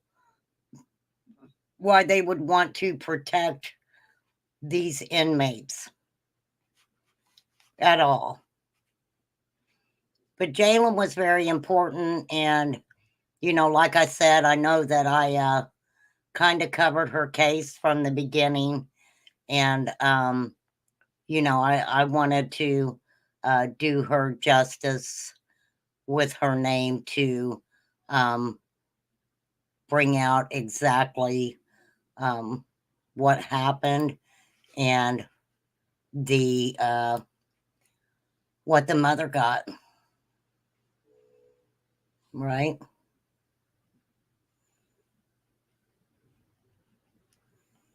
Why? I don't understand it. But of course, you know, her mom and dad, they blamed it on mental health issues, right? Mom said she struggled with mental health illnesses, fainting spells. Now, that kind of threw me off because if she was having fainting spells, she didn't have a fainting spell when she went to Detroit or got on the plane to Puerto Rico. She didn't have any fainting spells while she was in Puerto Rico, right? But mom tried to say that she was on medication. She stopped taking it. And that it contributed to her inability to make decisions. And they say they didn't know what was happening.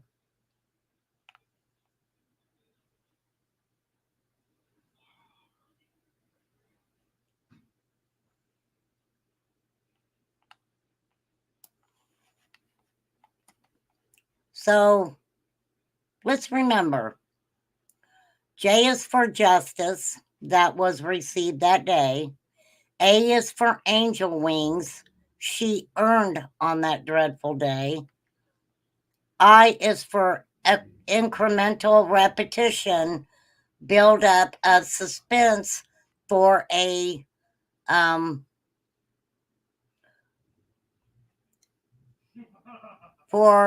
unaliving that clearly made no sense. L is for the lack of love while alone for 11 days. Y is for young life that was taken away. N is for new eternal life Jaylin gained on that day. No child should ever have to die in that way. And that was a poem that a lead detective, TJ Powell, said in court. So, yeah, she gets what, you know, she definitely gets what she deserved.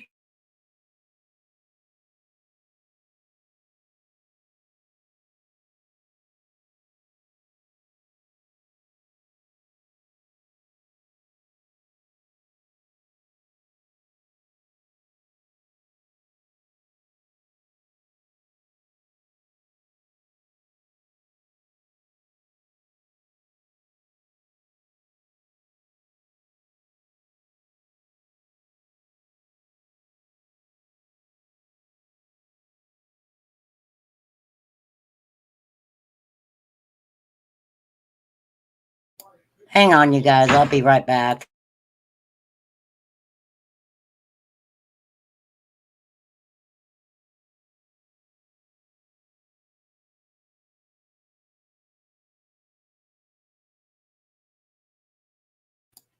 Okay.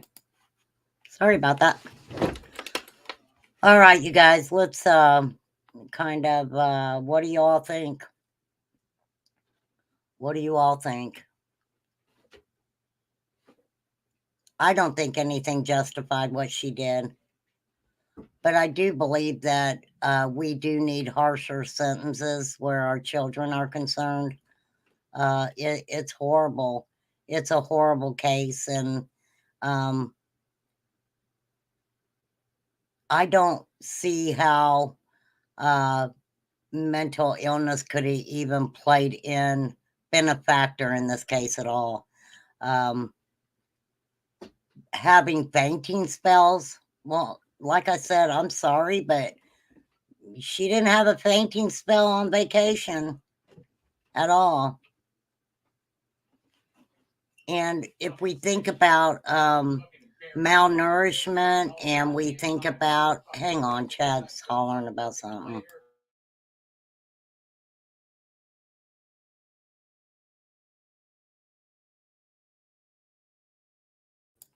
Okay. If, you know, if we think about her being emaciated and, you know, the symptoms of that, the symptoms of being severely dehydrated, I don't, personally, I don't think that the sentence fit the crime per se.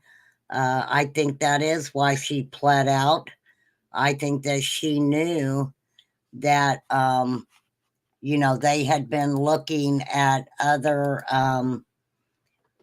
ways to hand out the DP, and she probably knew she could get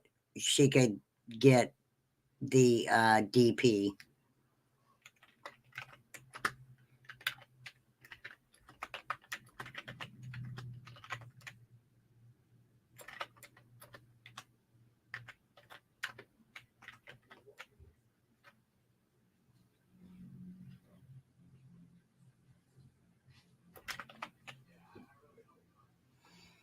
Let's see if I can find that, because oh, okay, I found it.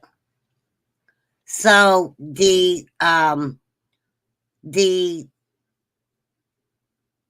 substance that they used for no, that's not it. That is not it. Teresa, what state did you say? Was that Texas? I'm trying to remember which drug they used.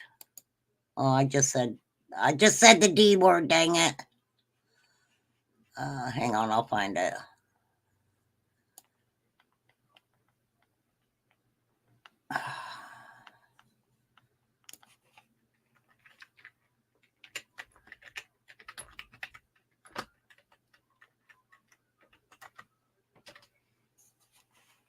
Okay. So, Alabama, unalived convict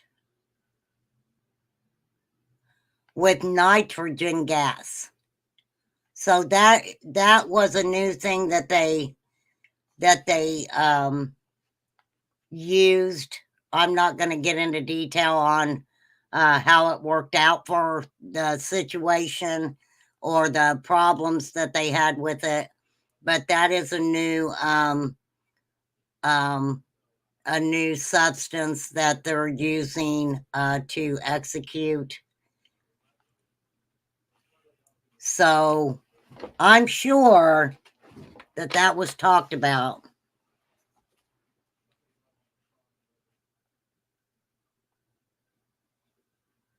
You do, Sue. Well, bless your heart. I'm sorry to hear that.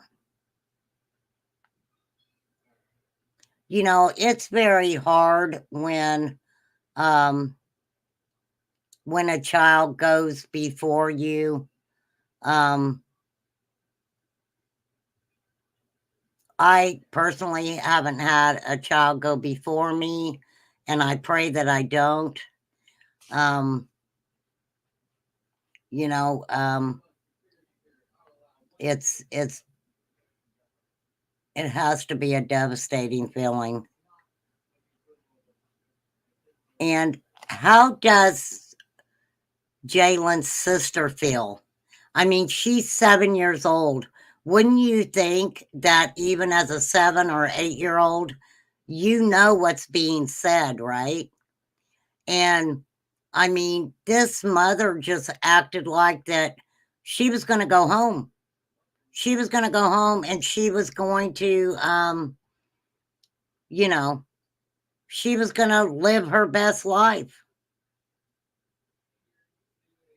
Now, I didn't play the whole 911 call because she was, you know, screaming so much you couldn't understand what she was saying anyway. So you guys go check out Court TV if you want to hear that whole 911 call.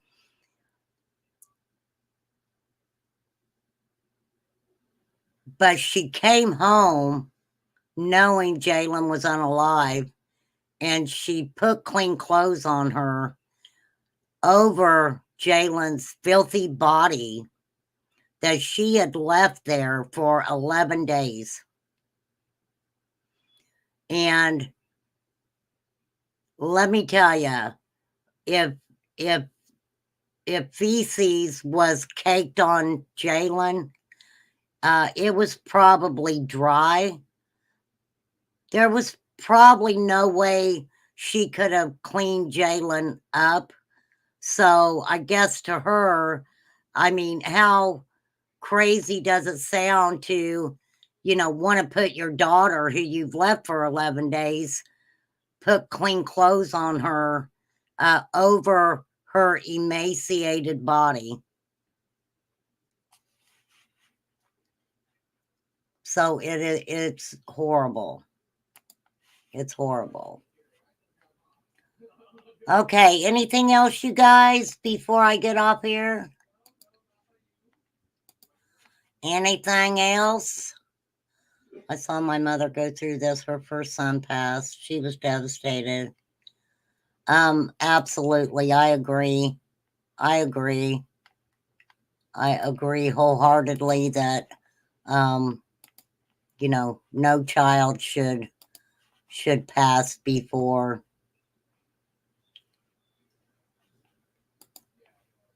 a mother.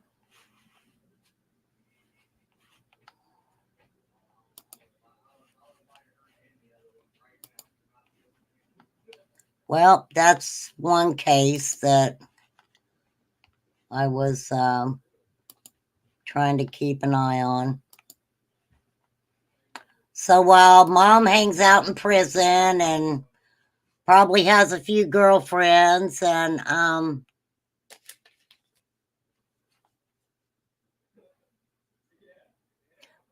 if she had bruises, she laid there for 11 days, Katie Ann. There's no way that she could have covered up.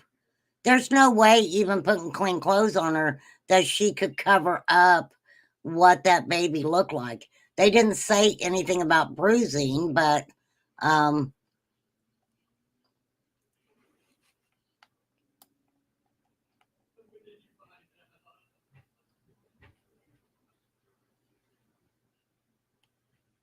so that is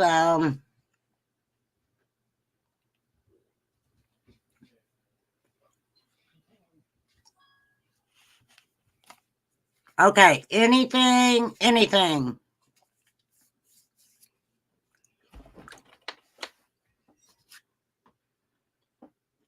I don't think she's crazy.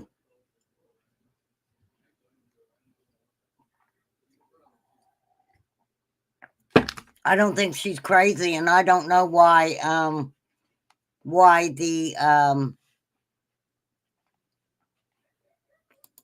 why her mom and dad would even get on there and say that, right? Why they would even get on there and try to say that.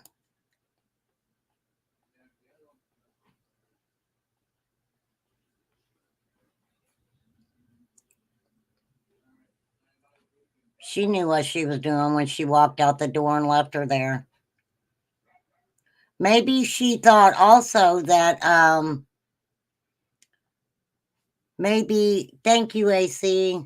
Maybe she thought also that somebody would hear her crying and that she would come back and she would be gone.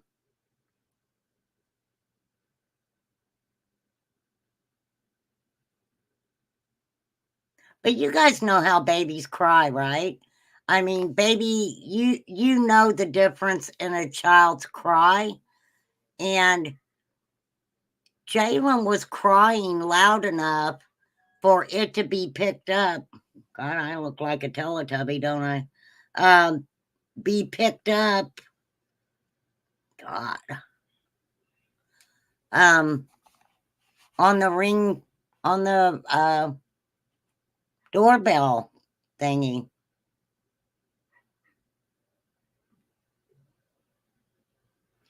Not sure why I said about the clothes. Oh, I must have missed it, Katie Ann. Sorry. For real. For real, for real.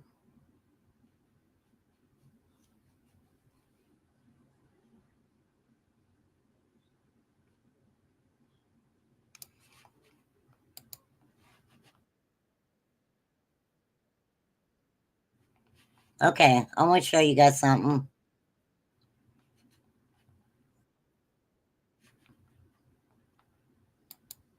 Okay. Let's all just... Of course, we got to have a wind down moment, okay? Let's have a wind down moment. Everybody take some deep breaths. For real. Let me get my bell out. We'll have a kind of bell moment.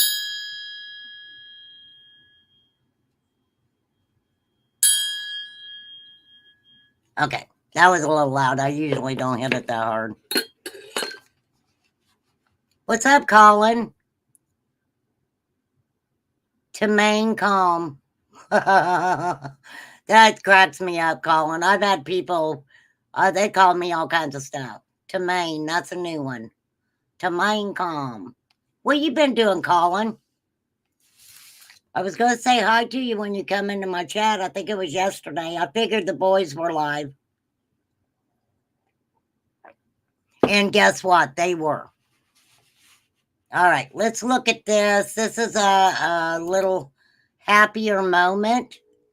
A little girl was kind of trapped on this ride at Six Flags. And she's 14, so she's not a little girl, right? She fell into the arms of an angel. I yelled up to her, "Let go, I promise I'll catch you." Matthew Howard is the brave dad who caught the 14-year-old girl. Her neck is stuck. You've probably seen the harrowing video. She's dangling off the sky ride at Six Flags near Lake George in upstate New York.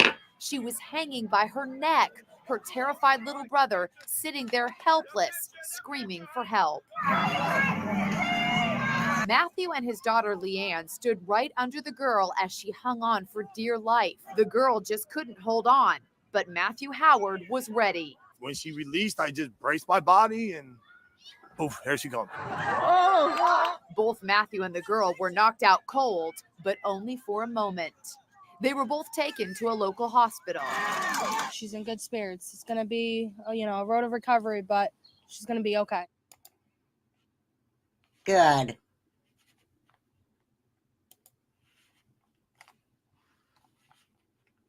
Well, that's a good little story to end with, isn't it? You've been busy going to Spirit Church and on here. Oh, I've got a place close to me. It's in a place called Chesterfield, and they have like spiritual classes and stuff out there. So I've tried meditation and different things, and I don't know if I'm really good at meditating. I run my mouth too much to meditate, Colin. I'm just saying.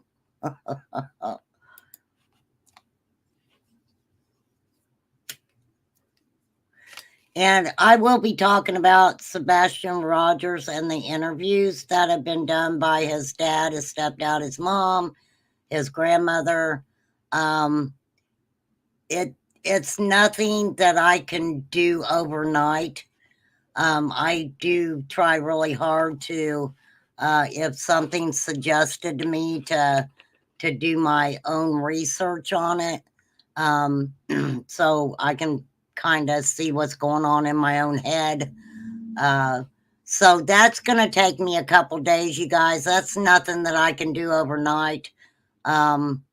You know, because I have to, of course, watch the interviews and take notes and different things like that. So you guys just bear with me on that.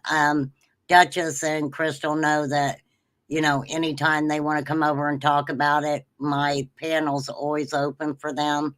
And, you know, really, my panel's open for anyone who, you know, wants to come up and talk about a case that they're covering on their channel. I have no problem with that at all. So anybody's welcome to come over and, you know, get the word out, or, you know, to keep a child's name out there. And, you know, I don't want anybody to feel like I'm blowing any child off that they're covering. Loves to Lurk, I definitely want to get with Loves to Lurk. She's my go-to on the Elijah View. So I've got to get with her, and I'm really excited. I hope she's still gonna, you know, come up and have a conversation with me about that. And you know, with Sebastian, there are so many people covering Sebastian's case right now, and I really want to try not to get caught in the misinformation ball game, because it can happen really fast. You know, of course, that's with any of the cases, though. Misinformation gets put out there, and you know, it you know, you guys know. Grandma was already keeping on her daughter's kids. Why not the other as well? Yeah, I thought about that too.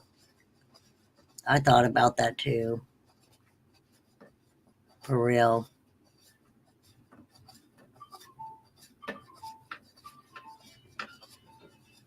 Yeah, I mean, I don't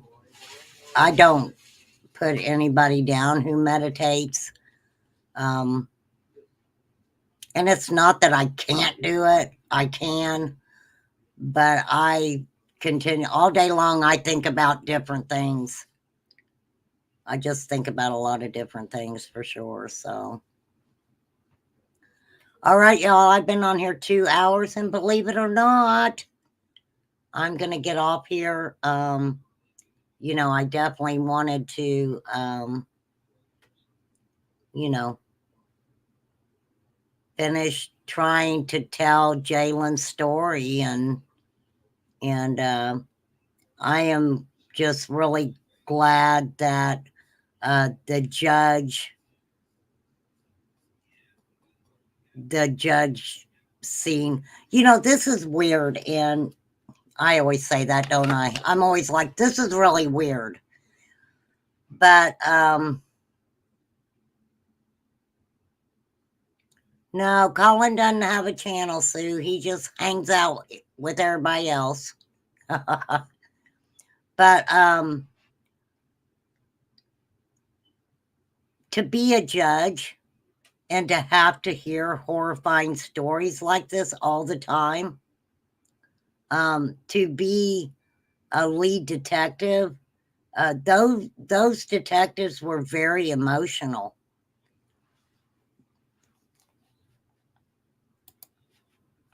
And people look at law enforcement officials, and we know, of course, they look at who they consider bad apples. And I talked about this, you know, with Summer's case and the searchers who were out there looking, and, you know, the same thing with Sebastian, and the same thing with Elijah, and you know, Michael, you know, Summer, and there's a lot more.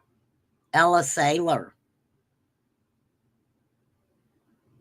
For real. Colin, when did you start a channel?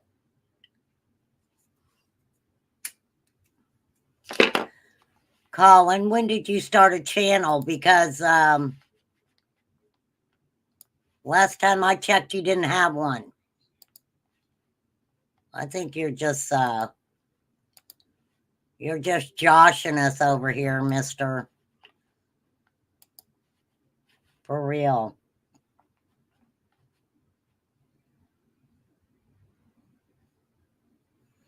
Colin, are you pimping people's channels over here? That's exactly what you're doing. You're a channel pimp. You're a channel pimp, Colin. I thought you were normally in paranormal nightmare stuff. You're very confusing, Colin.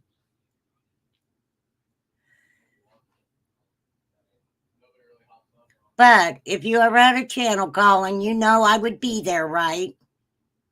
You know I would.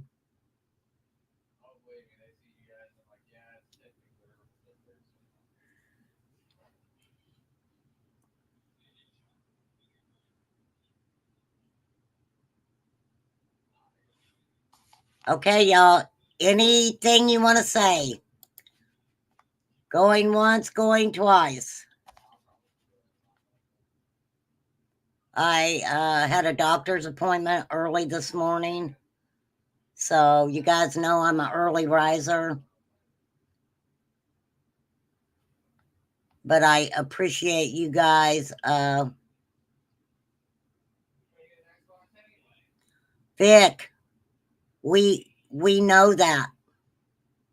We know that mediums talk to spirits.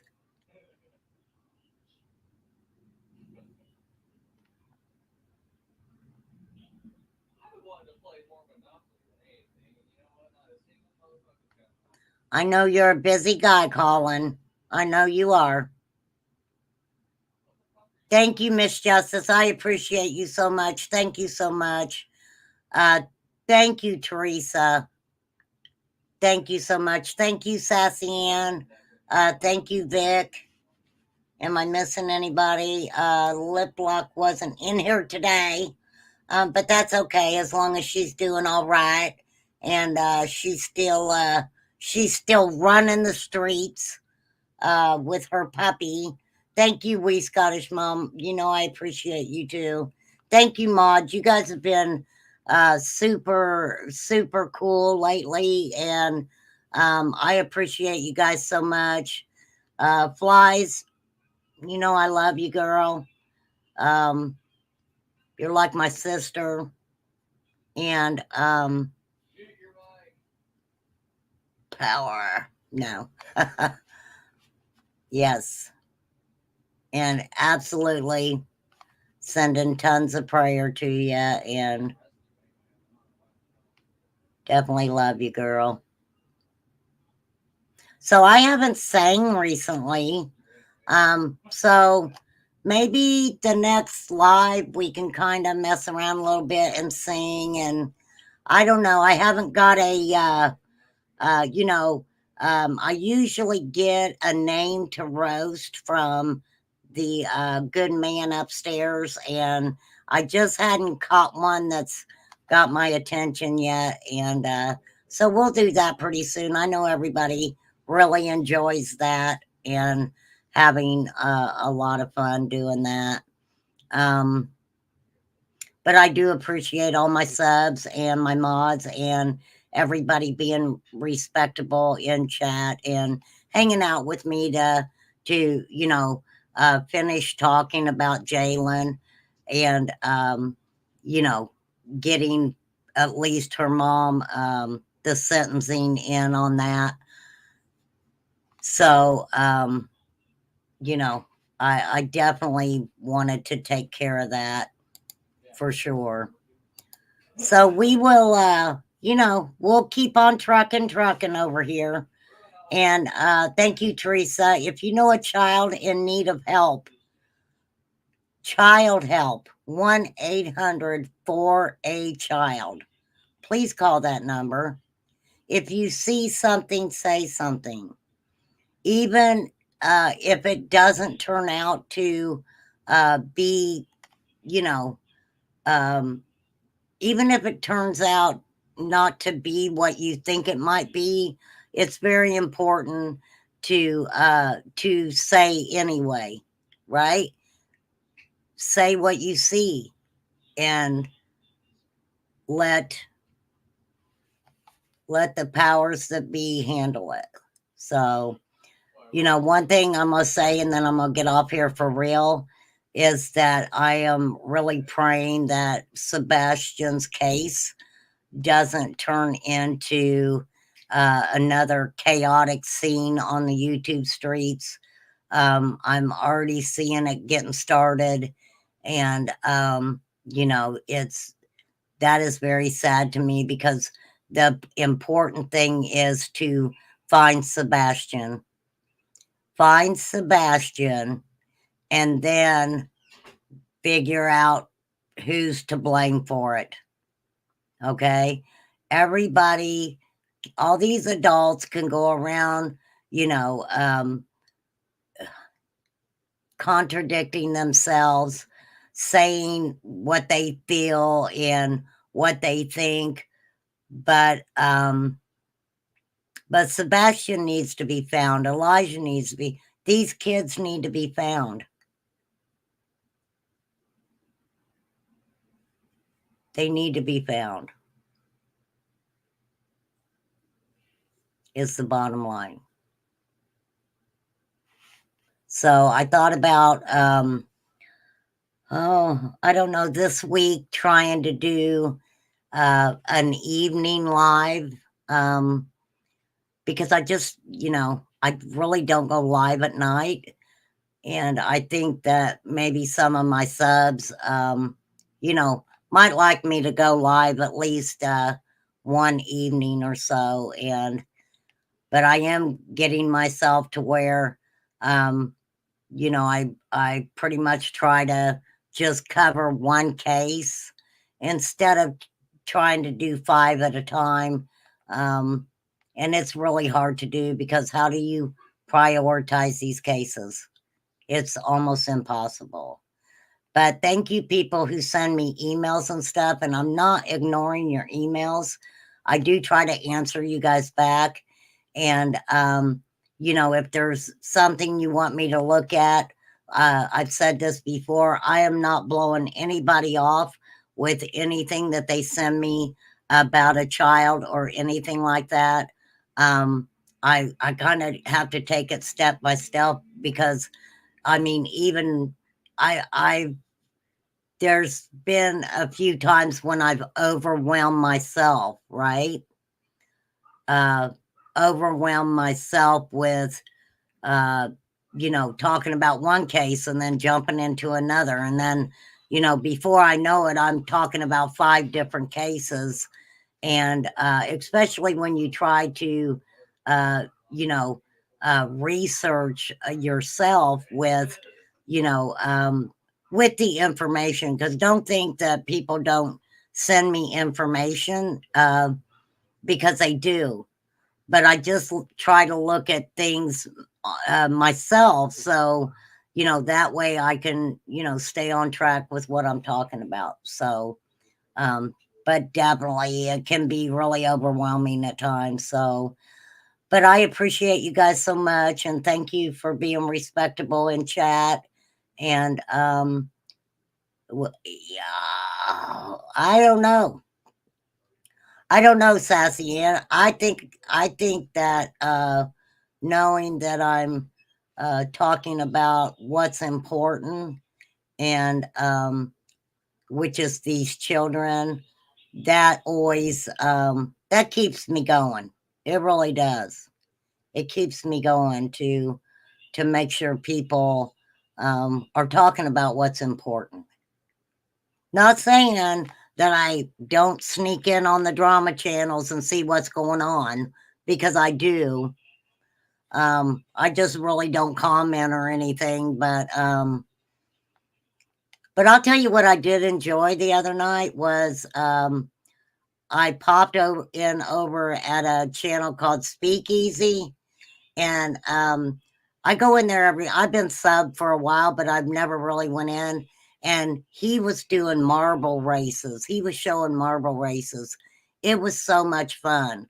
So, you know, when we do our live where we have a little bit of fun and hang out and act silly or whatever, I definitely want to pull up those marble races. They are addicting. I'm telling you, it was a lot of fun.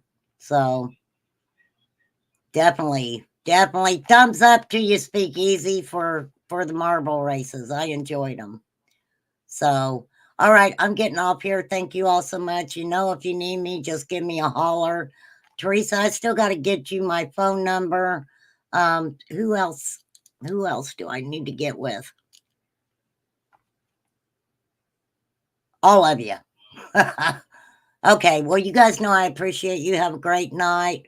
Go hang out where you want. I'm not going to tell you to mind your P's and Q's for sure, but definitely try to. I know when there's a lot of drama going on and creators bickering back and forth, sometimes try to find a channel that is doing that, like having marble races or showing marble races, or Dazed 276, you know, she does karaoke. And go out of your comfort zone. Go out of your comfort zone. And always remember, don't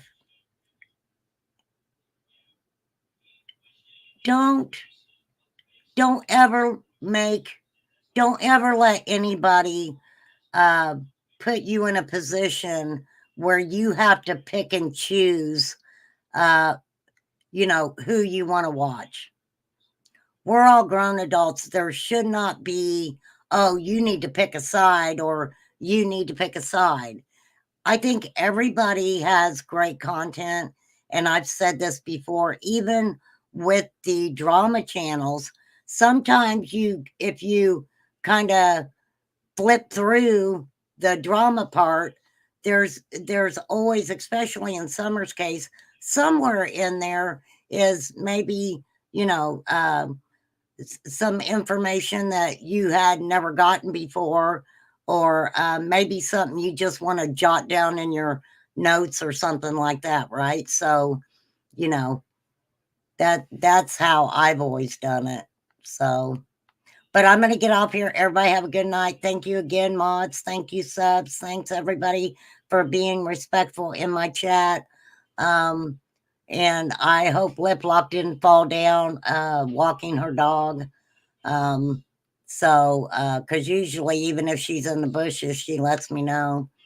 So I don't know what she's doing today. But I appreciate you guys. Thank you so much. I'm going to get off here, and I will see you next time.